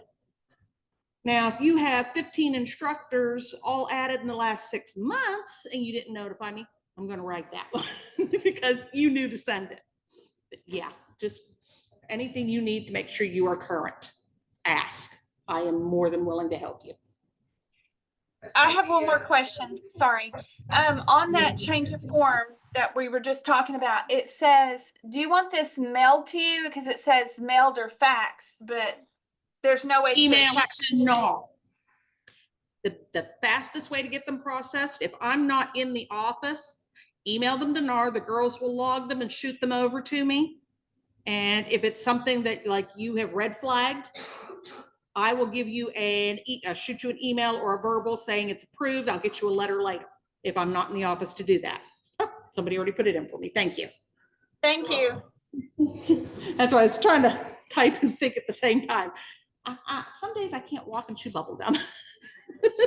There's a question about certification. Do you still need long-term care experience? The RN coordinator is the one who must have. So if you have a RN supervisor or coordinator, that they have the long-term care experience. Your instructors just need 1 year of nursing experience, and they can be LPNs. And when you say supervisor, you're talking about like training supervisor, the Yes. RN training supervisor. Yes, that's exactly what I'm speaking of. Okay. Yes. And that has actually been in the rule way back, but it got misconstrued somehow where somebody was saying that all nurses had to have long-term care. No, it is just. Home health aid as well, because in the regs, it says something on home health aid that they have to either have home health care like experience or have taught for. Because most of your career techs are doing deeming, there's no requirements on the deeming other than that they get 16 hours. So, and now if you wanted to put in a 75-hour home health aid program, they would have to, the supervisor of that program would have to have 1 year in home health. That's the ICFs. Their supervisor must have 1 year in that facility setting. So that's how that works. And of course, every nurse passes medication at one time in her life or another. So any of them can teach the Med Aid course. I have another question about the needing to be RNs. The clinical skills observers, as in the testing observers, is that what you're talking about? That is in the 42 CFR. It comes from the federal government that says an RN must supervise the clinical testing. We as a state had nothing to do with that. But your long-term care nurses who are, back up. Your instructors who are teaching long-term care don't necessarily have to have long-term care experience, as long as they have 1 year of nursing. Yes, as long as they have 1 year of nursing experience. Love that question. How do you get an RN supervisor with LTC? It is a struggle for real. Yeah, I totally get you there. I've got one sitting right here who's over 3 campuses. Okay, if you're close enough to another school, if your local nursing home's director of nursing might be willing to give you a few hours a week. I know it's a struggle. It is a big struggle. Western Tech, Sadie Shirley's over all of those campuses, and she has 2 nurses who function in tandem as RN coordinators over all of her campuses, and they share the duties. And that's how they do it. But they've got what, 6 campuses, I'm thinking? Western, I think. No, 3. it's Western Tech. No, who am I thinking? Weatherford, Northeastern. No, it's Northwestern. It's Northwestern Tech. That's Weatherford, Elk City, Western has Sayre. 5. Okay, I knew I was close. Hey, Stacey, is that a federal regulation, what we're talking about, getting that RN coordinator? Yes. Okay. Yes. The RNs are all dictated by the 42 CFR. Yep, there we go, because I haven't been to Hobart yet, or Weatherford. Those are the 2 I still have to do. Yes, I've been torturing them, and they don't know what I'm coming to do the other 2 campuses. Okay, anything, instructor qualifications, and each individual aide type has their own instructor requirements. So 3-11-3 is just long-term care aide. But like I said, the deeming, because it is a totally different kettle of fish from regular training programs, there's not an application, there's not a fee. If you don't have a deeming code for your campus, shoot me a notice of change. You say that you need a deeming code, and this is the curriculum you're using, and it's going to be taught by your long-term care instructors. I issue you a code, just because every campus should have at least one. That's all you need. It can be applied to all your long-term care aid programs or used independently. It didn't make sense to have a deeming code attached to every long-term care when you have independent deemers come in. So we just issue one of those per campus, and it's, yes, lobby the federal government if you need a change, because I can't fix that. Better yet, don't lobby the federal government on that right now. Think about who's over CMS. Okay, we might want to wait a couple of years. They might send Doge in to look at us. I don't know, we want that. Anything else you guys need from me? I have one more question. I'm sure everyone else knows this. On the background checks for students, I was under the impression that we do that on all of our students, it doesn't matter their age. What is there The rule on background checks is you either do them or you don't. Okay. If you don't do them, they have to sign the attestation that they are aware that they will have to be able to pass one to work in the field. Okay. So if you're not running a background check, because some of our smaller places don't, just because it costs so much. But there is an attestation that they sign that says they are aware, and some campuses have them sign it even when they do run the background check. Do you have a form for that? Oh yeah, I couldn't find the old form, so I had to recreate it. I took a picture of one somewhere and recreated it with the updated information, but yes. Is there any reason to have a minor do a background check? No. Okay, so you're not going to get anything on a minor. If they're under 18, there is not going to be anything show on their background check. I didn't say Yeah. that, but because in one of our programs, we do them even if they're minor, but we know we're not gonna. You're not going to get anything. Why waste the money? Just So have them if sign they're that a minor, attestation. they can just sign the attestation. Yep. Because they are going to have to pass an OK screen background check to be able to work in a facility. Jenny brings up a good point that whatever your clinical contract says. Yeah, that's where you guys, we don't require it. But again, you can run them on those high schoolers. If they're only 16, what are you going to pull? So your clinical site is just making you spend money. Our clinical sites don't require it. But they're also supposed to be supervised. They're not supposed to be anywhere in that clinical site without another aide or an instructor or another staff member of that facility with them. They're not supposed to be anywhere alone. But knowing that you don't require it. Yeah. Would hold us. I saw you that look. What's what you need? Got some more questions. Do the background check for CNA. Mm-hmm. Require for CNA as well. That one's kind of iffy. If they're being sent to you from a facility, you can ask the facility to send their background check because they've got one on file.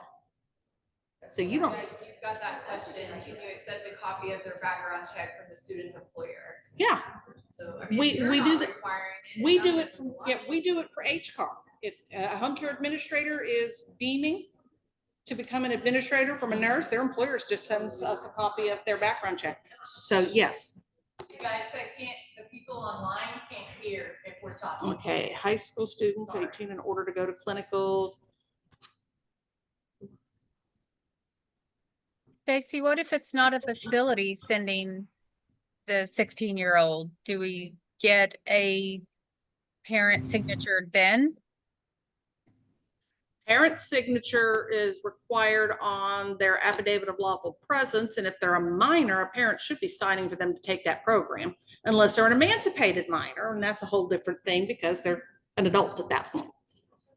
We don't do background checks on our high school or our short-term. Mhm. CNA or that are also our Yeah, but CNA. you also have that document that says they are aware. I've seen it in your forms. Yes. Yeah, you've got the older version, but it's still applicable. Yeah, it lists all the barrier offenses and that they're aware that they can't work in a facility with those, and facilities will run those background checks on them. So here's another question. I know you have questions up there too, but we do background checks. Mhm. And so if I receive one and it's flagged and I can see it's a barrier offense, Call OK Screen.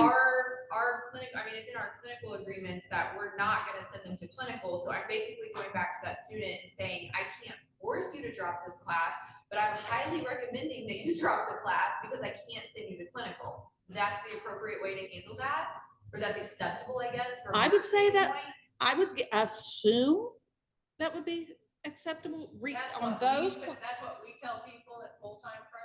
On- Work with high school students all the time. On any. You cannot complete the terminal objectives of the program.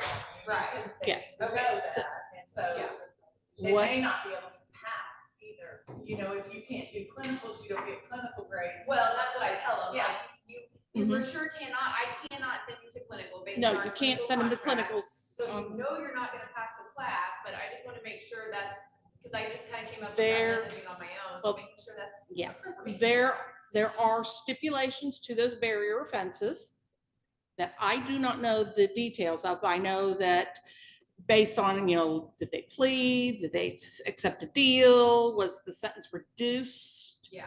So what I say on those, if you don't know, call OK Screen. You go to the health department website, you type that in your search box and you'll pull up Barry's team and they can look that up and tell you if that person will be able to. And they fast, they will tell you. Yes. OK Screen, all one word. They. Facilities request that we do not do the background checks because even if they fail some of those background checks, they're able to make an appeal. And that they can appeal some of the charges, not all of the charges. Mhm. But they can then receive permission to still work, even though some of those Right. things were bad. I knew So somebody. it's Yeah. already in our Now, I knew somebody with a felony. It was a felony DUI. They killed somebody's dog or something, and they were actually charged with felony DUI. But they were able to work in a nursing home with a felony on their record because they appealed it. Because they didn't kill a person. They weren't as drunk as the cop tried to say they were. And it was a dog that ran out in the street. So there was a whole bunch of things that they ended up getting the charges reduced. So again, reach out to OK Screen. Those people, that is their forte. I can just say, read the sheet, call them on anything to do with background checks. 10 hours of Alzheimer's and 16 hours of clinicals included in the 75 hours for a nurse aide? Yes. The attestation, email me, I'll send it to you. I don't know if it's on the website anymore, Miss Susie. Oh, is it called the administrator preceptor? No. Talk about the attestation. Yeah, the one that they can sign. It's part of, I think it's part of my program documents. Then we'll go out and double check. Yeah, I'm pretty sure it's not on the website. Okay. The only thing I think program wise it's on there is applications, curriculum forms, and the notice of change. That approved programs. And the list of approved programs, which I think that needs to be updated because I think it's more than a quarter old. We got 436 programs. So to piggyback on the question that I asked, said if the job refers to back to us for the CMA. I just asked them for a copy of it. They're not working. If they're not working, you have the choice of the attestation or the background check.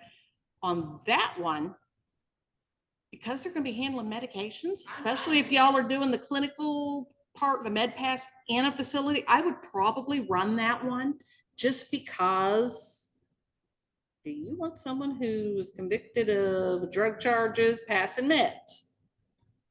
So I would run that background check and make sure they don't have some kind of a felony or a barrier offense, just because that could get hinky. So yes, but if they're already working for a facility, they're referred by the facility, just have them sign the attestation, I think would be just fine, or get the copy of it from their employer. Minor attestation form. Well, the minor is the minor signing the information.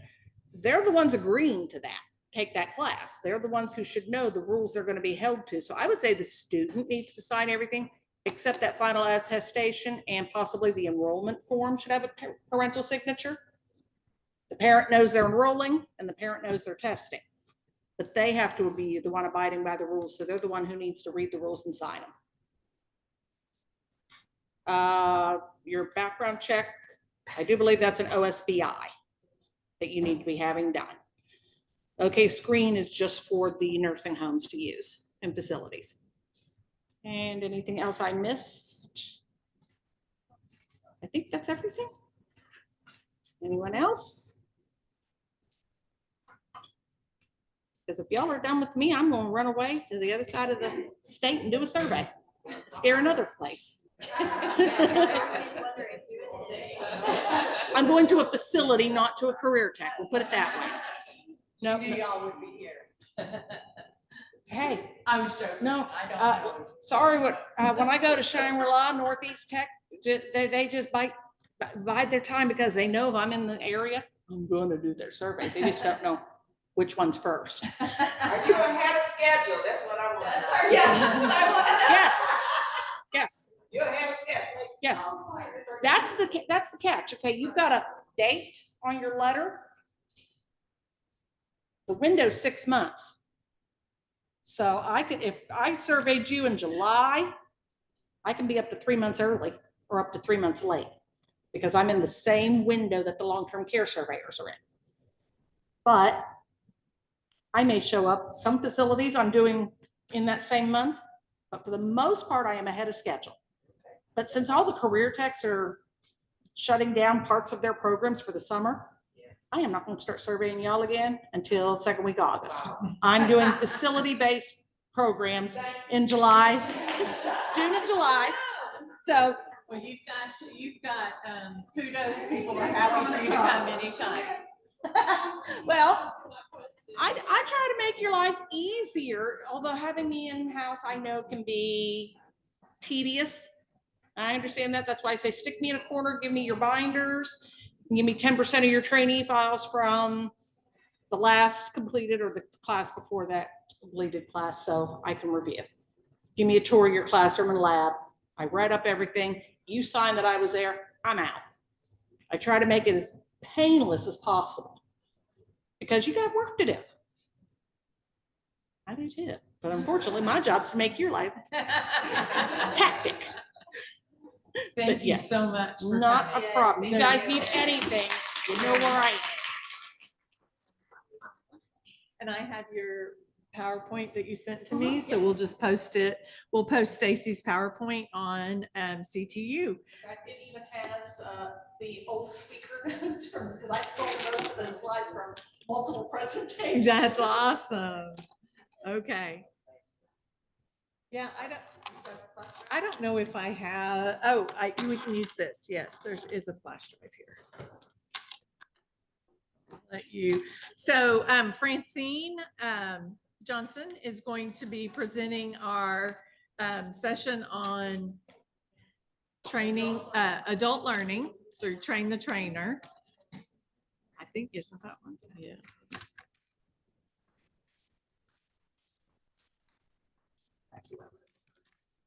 There we go. There we go. Now let's see if we can find it and get it hooked up there. There. Good morning. Woohoo! Woo, this our last thing, right? Woo! Woo-hoo!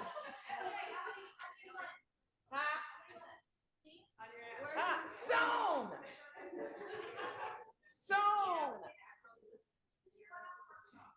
Is this Probably. it? Is this it? Yes, ma'am. Okay. Will they be able to see it? We'll make sure that we share it. So let's go home and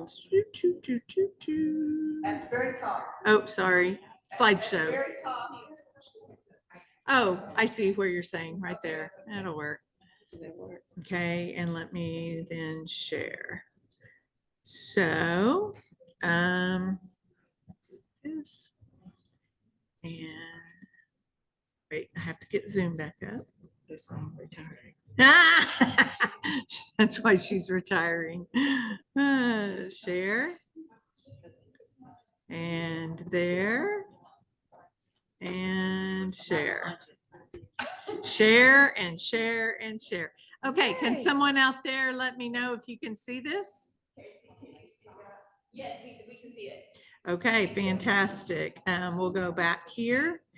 And that way you can see what's, I mean, there's your next slide. Is that okay? Yes. Do you, okay, Yes. fantastic. So I just Or if you don't like this here, we can move it No, around too. just leave it alone. There we go. Okay, there we go.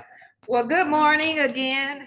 I am excited to be here, but I want you to get what you get. Teaching adults is different than high school kids. And you have your standard way of doing things in a high school class, but it's really different. And so we're going to just kind of go over a few things that you need to know. Does a clicker work, Laura? That's a great question. I haven't used it yet because I didn't attach it to my computer. So hang on. You just think there should be a little, this little thing. No. There we go. No dongle needed. But it may not, if it won't work in here, then yeah, sorry, you're just gonna have to, I'm sorry. Well, how do I go to, oh, just here. Yeah, and you can use these arrow keys too. It should work. Well, that's what I thought. It's not, oh, let's wait, we covered it up. That's why we can't tell. Hang on, hang on, hang on. Minimize. There we go. Thank you. Yes, I'm sorry. Okay, thank you. We're just gonna talk about these few objectives right quick. Okay, got it.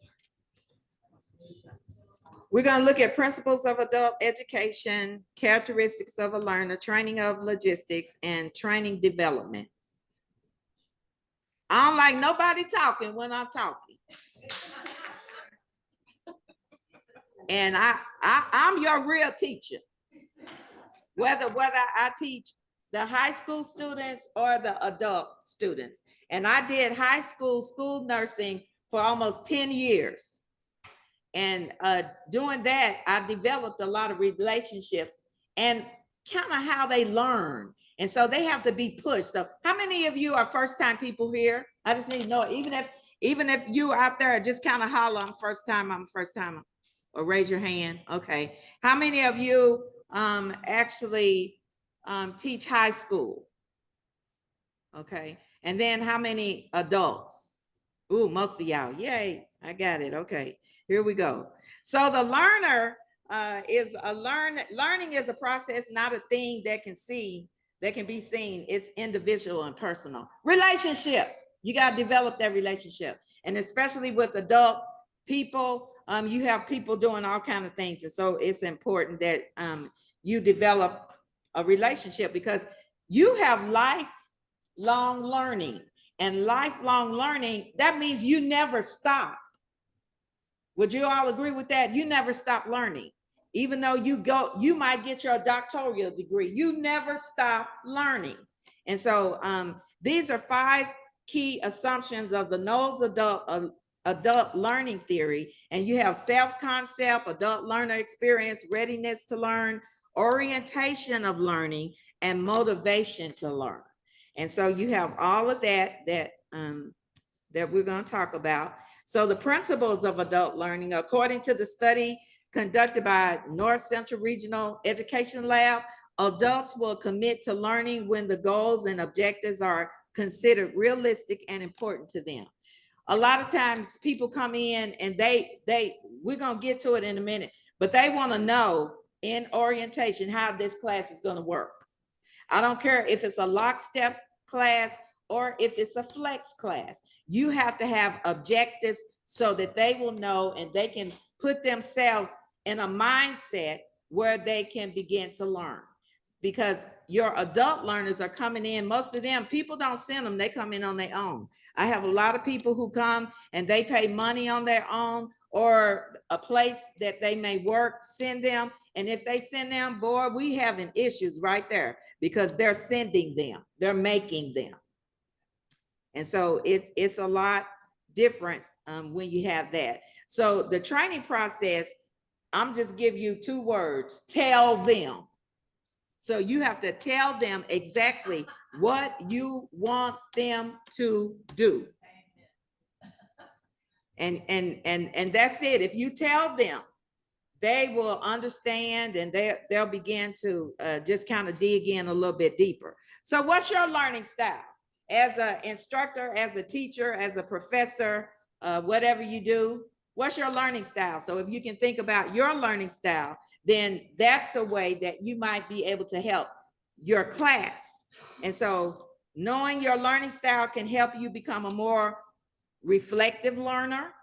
You can help those you are teaching by providing them with opportunity to assess their learning style. So this is the learning style inventory. See it, it's visual. Say it, it's auditory. And do it, is kinesthetic. Okay. And so you have a lot of people come in with different type of learning style. So what is your learning style? I used to have an instructor in nursing school. I'm not kidding you. She would sit the whole time, and then she would just kind of take her hand and dig in her hair, and she would read, rest her soul in heaven. She would read the book. And we would go, oh my God, what time are we getting out of here? You know, but it just was very different. I'm a baby boomers. I'm kind of at the end. So when you say 65, you're doing fine. And so, yeah, that's right. And so you have a lot of things that went on back then that's done differently now, as you can see it. But a visual person or a nonverbal person prefers to read the information. They just read the information. They use graphics or diagrams or represent information. This includes like looking, seeing, viewing, watching. They prefer instructors who use visual aids. They learn well from written text notes or things like organized in outline form. They visualize information in their minds, in their eyes. That's how they see it. And I don't know if you work with some, but we have a lot of people that may be on the spectrum. and they come in and they just kind of like this. They don't veer to the left or veer to the right. They just right here. And if you haven't got any training on that or anything, I would really advise you to really kind of dig into that and go get it, because they can learn really good, and they are some of your best people, because they will stick with it, and they just go, you know, and do what they have to do. But in order to remember something, they have to see it. Okay. And so they like to work alone in quiet environments. You have a lot of visual people that like to work alone. So even if you have a classroom, they may not they might be in their own kind of space until you begin that discussion group. And if you have that discussion group, or that question that you throw out to your class or whatever, then you want really everybody to participate. And so you just kind of get them going to help them. So the auditory is verbal. People prefer to listen to the information. They can sit up and they can listen to you. This includes hearing and speaking. They learn best when information is presented to them in a sound form, and reading aloud, group discussions, and saying things aloud. Julie Billington is in the house today, and we have a book.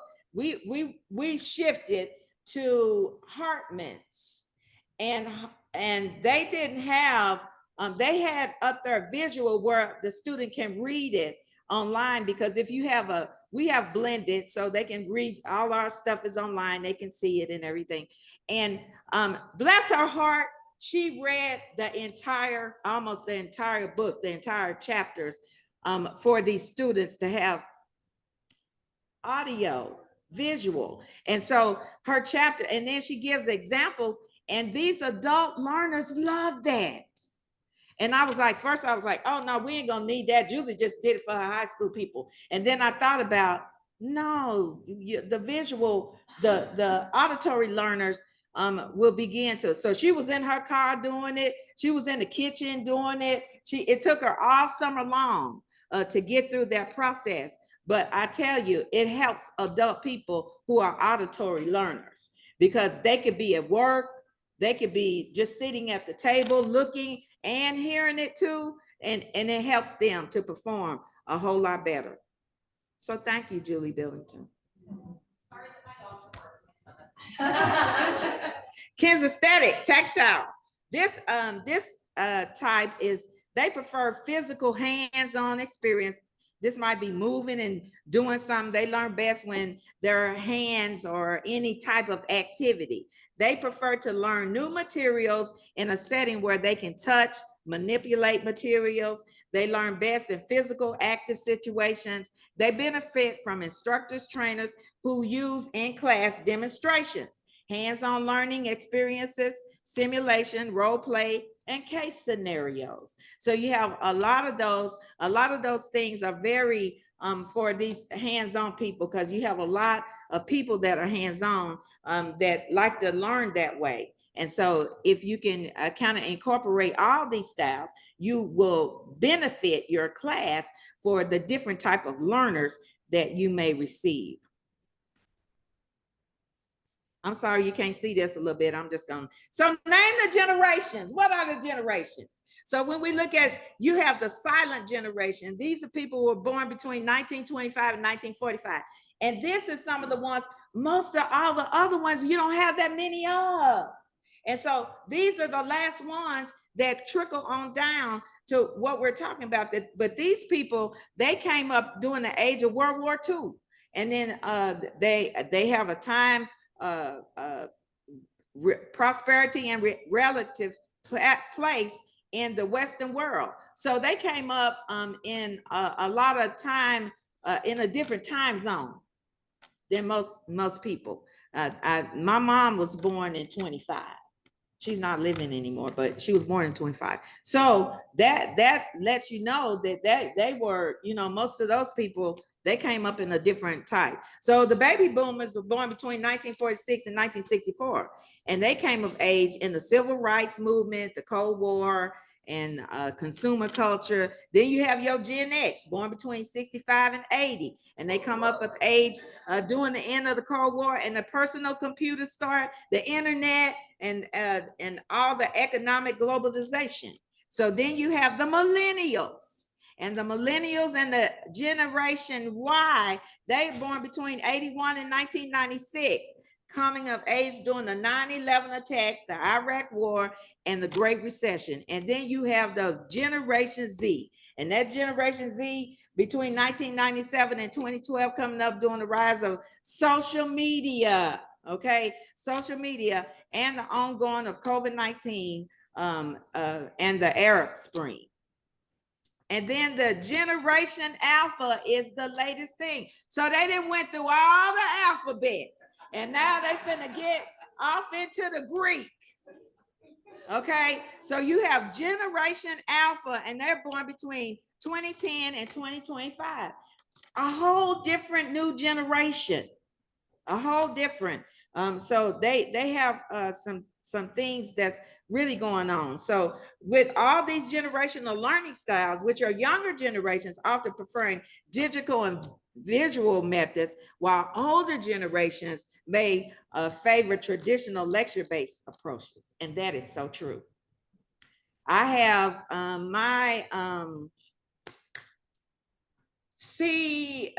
it's a math training. How many do math?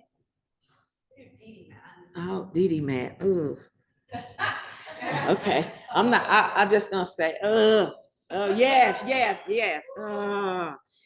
Anyway, we do a math update. The math update is online that we do. And a lot of people that take our math online, some of them will call and say, well, this don't work and I can't. And we just tell them to come in. And so we have to come in and we have to show them.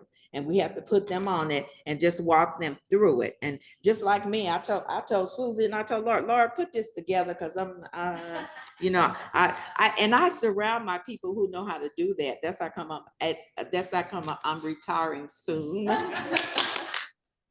And you have all of that, but they have, so generations are different. You have Gen Z born in 1996 and after, they thrive in environments with hands-on learning in the real world. Okay, so they do that. They also value practical experiences and independent exploration of topics. Older generation like baby boomers may prefer face-to-face. Most of us do. Okay, and so you'll have all of that. But some of your basic principles, adults learn best when they understand why they need to learn something and they have freedom to learn. They learn experimental on hands, and then the time is right for them to learn. The process is positive and encouraging. Who wants a boring teacher? Do any of y'all want a boring teacher? I can't stand a boring teacher. You have to give it a little flavor in your class. You have to be creative. You have to make it something that your students can engage in and be able to come. So you dealing with adult people, and we're finna talk about what they do, because life be lifing. Life be lifing. And so we have a few of these terms here, and I had to really think about these terminologies here, Laura and Susie, when I got to digging in a little bit, and I thought about this. So pedagogy, the science of art of education, and this is strategies that are used to improve learning outcomes. And then you have andragogy, which is the method and practice of teaching adults. So that's the main one right there.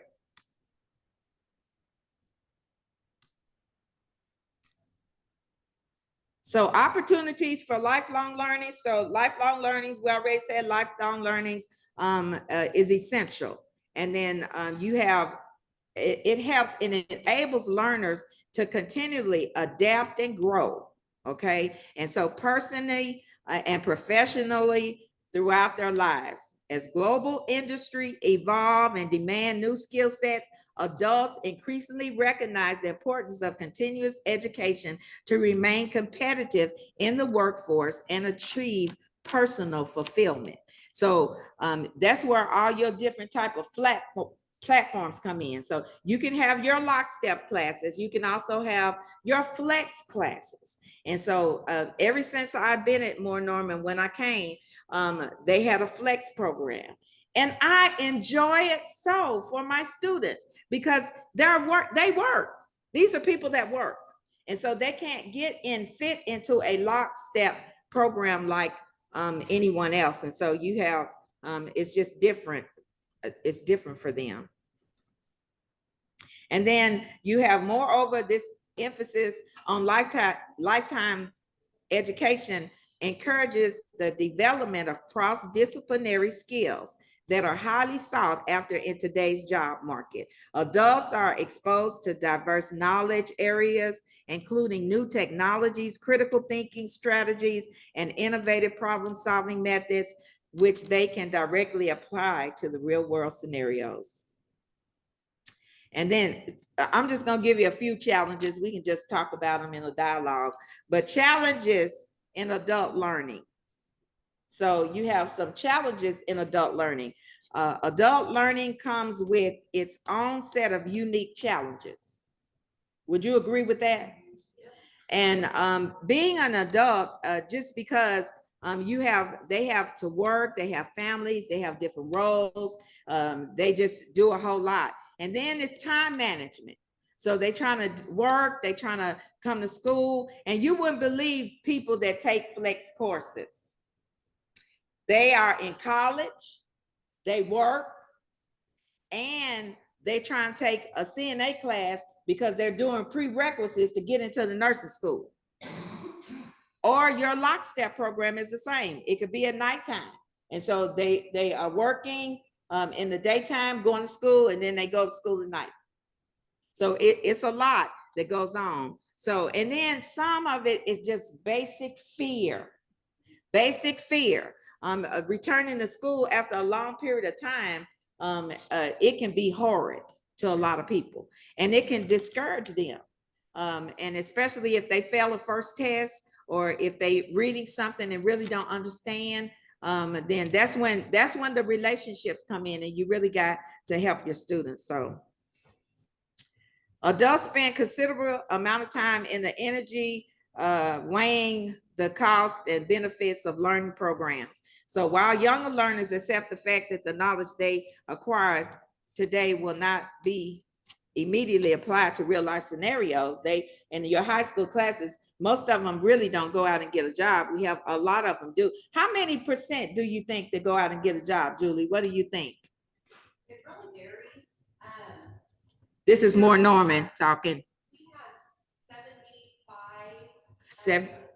75. High school, and there's maybe 7 right now that Okay. I know of that they're applying, but I know 7 for sure have. Okay, 75 of her high school students, and then from the last class, and 7 of them go out and get a job. And everyone tests? And everybody tests. And everybody tests. Yeah, everybody tests. Whereas with adults, they are job seeking. They are changing, they are seeking, they are ready to enter into the the workforce. They maybe have come out of, I know people who have worked at gas stations, dog grooming places, and now they're just ready to change and go into something entirely different. And so they are ready to go into something different, especially health in the workforce. And so it's just that's their learning benefits. So developing effective, engaging programs for adult learners is a challenge for many educational institutions and organizations. Adult learners don't have the freedom to fully devote their time to education. So adult learners may need to face challenges such as financial constraints, and it hinders them from engaging learning effectively because they have. But now a lot of times our programs, some of us are fortunate where they can get help. And so if they can get help on their programs, then it helps them to learn and focus a little bit better with a lot of things. So how can technology enhance adult learning? It plays significant in shaping the modern adult learning. So how many of you do you have, most everybody use computers? Okay, most everybody use computers. And so it helps though, because it interacts the student, you know, as well. They can kind of learn on their own. Now, if you still have a lockstep program and you're teaching everything, you know, out of the book with no computers or anything like that, I think it's time to upgrade. And that's just me personally, even though I'm a baby boomer, but I really do, because a lot of times you allow them to self-learn like that. So you give them assignment, expect for them to do it like that. And so I think it really will help them, and it will grow them. It will stretch them to even maybe go further in their education. And so I just don't like, anyway. Preparation and delivery, recognize your own strengths and weaknesses, and don't pretend you know all the answers. You don't know everything. Susie, you don't know everything. Laura says she works with her and she do. Dress appropriately as an instructor. Give them your best. Watch your body language, because I know sometimes you can have students probably come in your room and you'll just go, oh. Just take a deep breath and say, here she comes. Be responsive and flexible. Jump in when needed. You know, just kind of help. Be sensitive to your learners, and also use your sense of humor. You got to have some laughter in your classrooms. You just got to.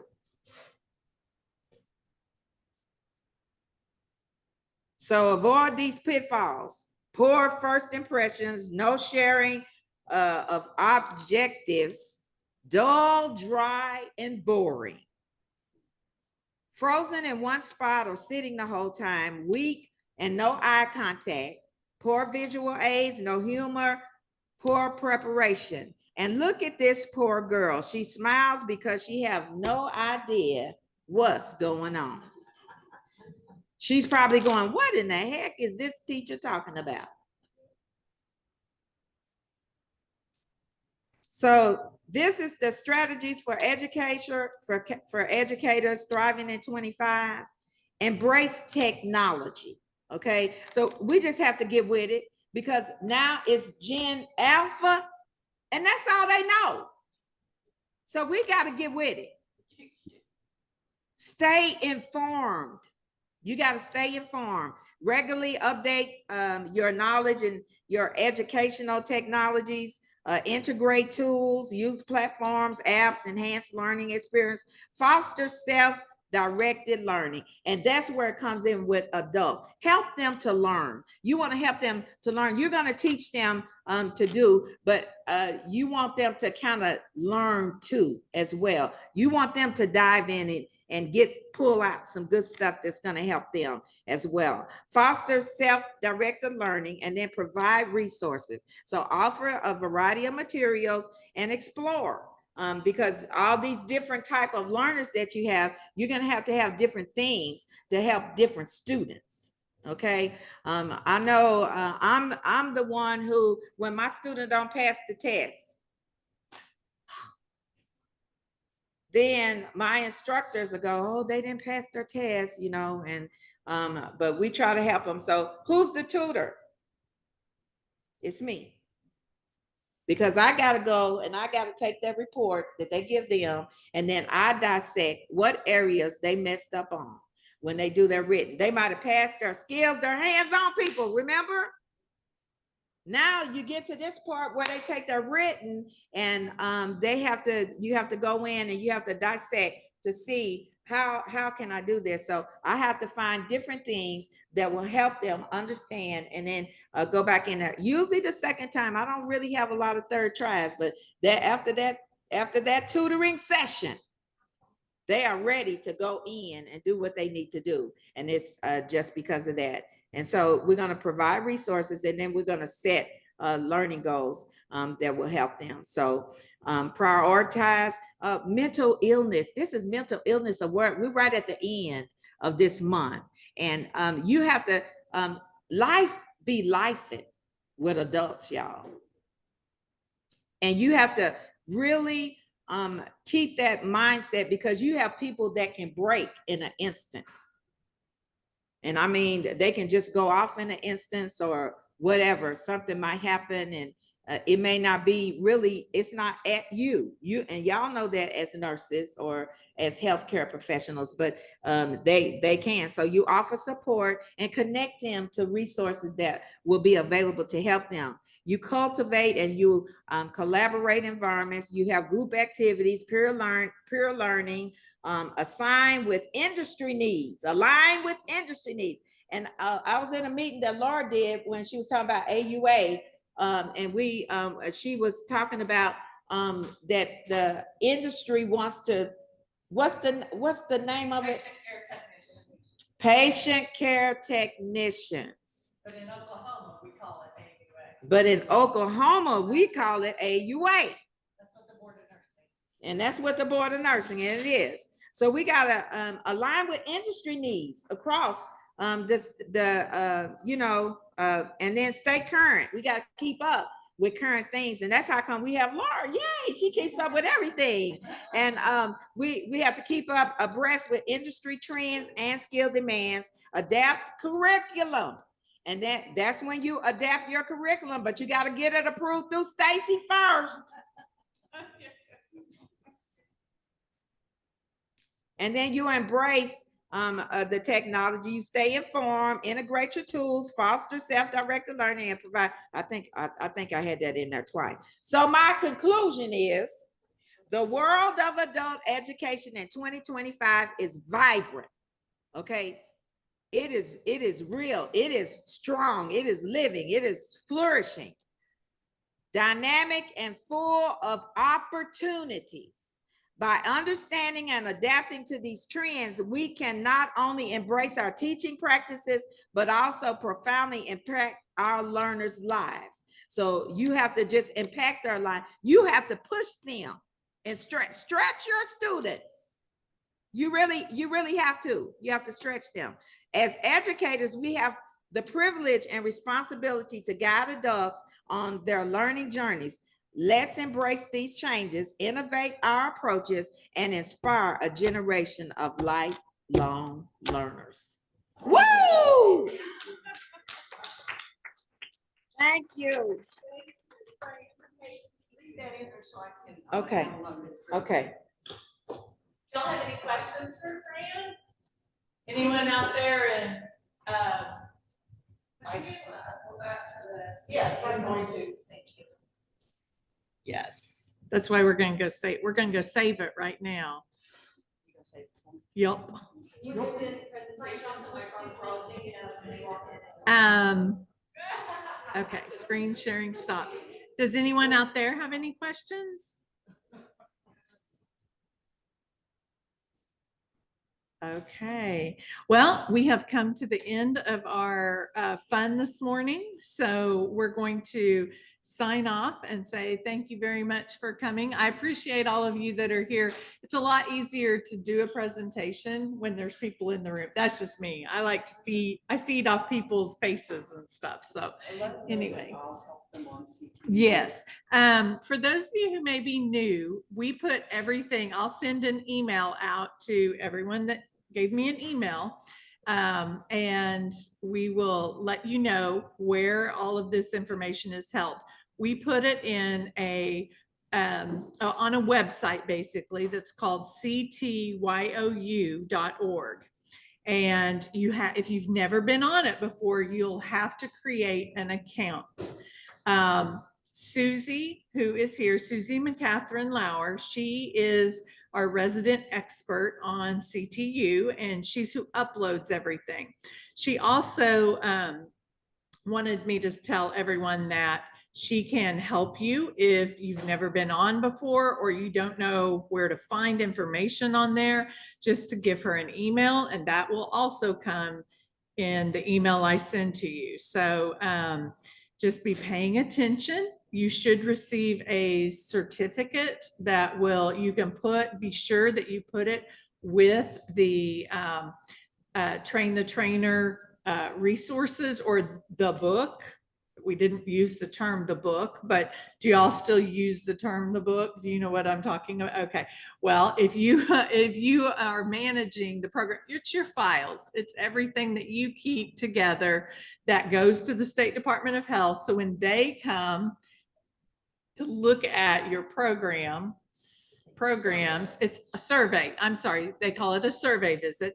It'll all be right there together. And so one of the requirements is that instructors have to take the actual long-term, or how to teach adults portion of this. We always think that it's valuable to add the testing and I learn every single time I hear new things. And like I said, I've been doing this workshop for over 25 years. So I love when the State Department of Health can come and share information with us, because those are the things that tend to change. I learned that their requirements, they've lessened, and a lot of that changes when the people in charge change. And so that's great to know that with new leadership, there's some changing that's happened on the requirements just based on their interpretation. So anyway, we're always around.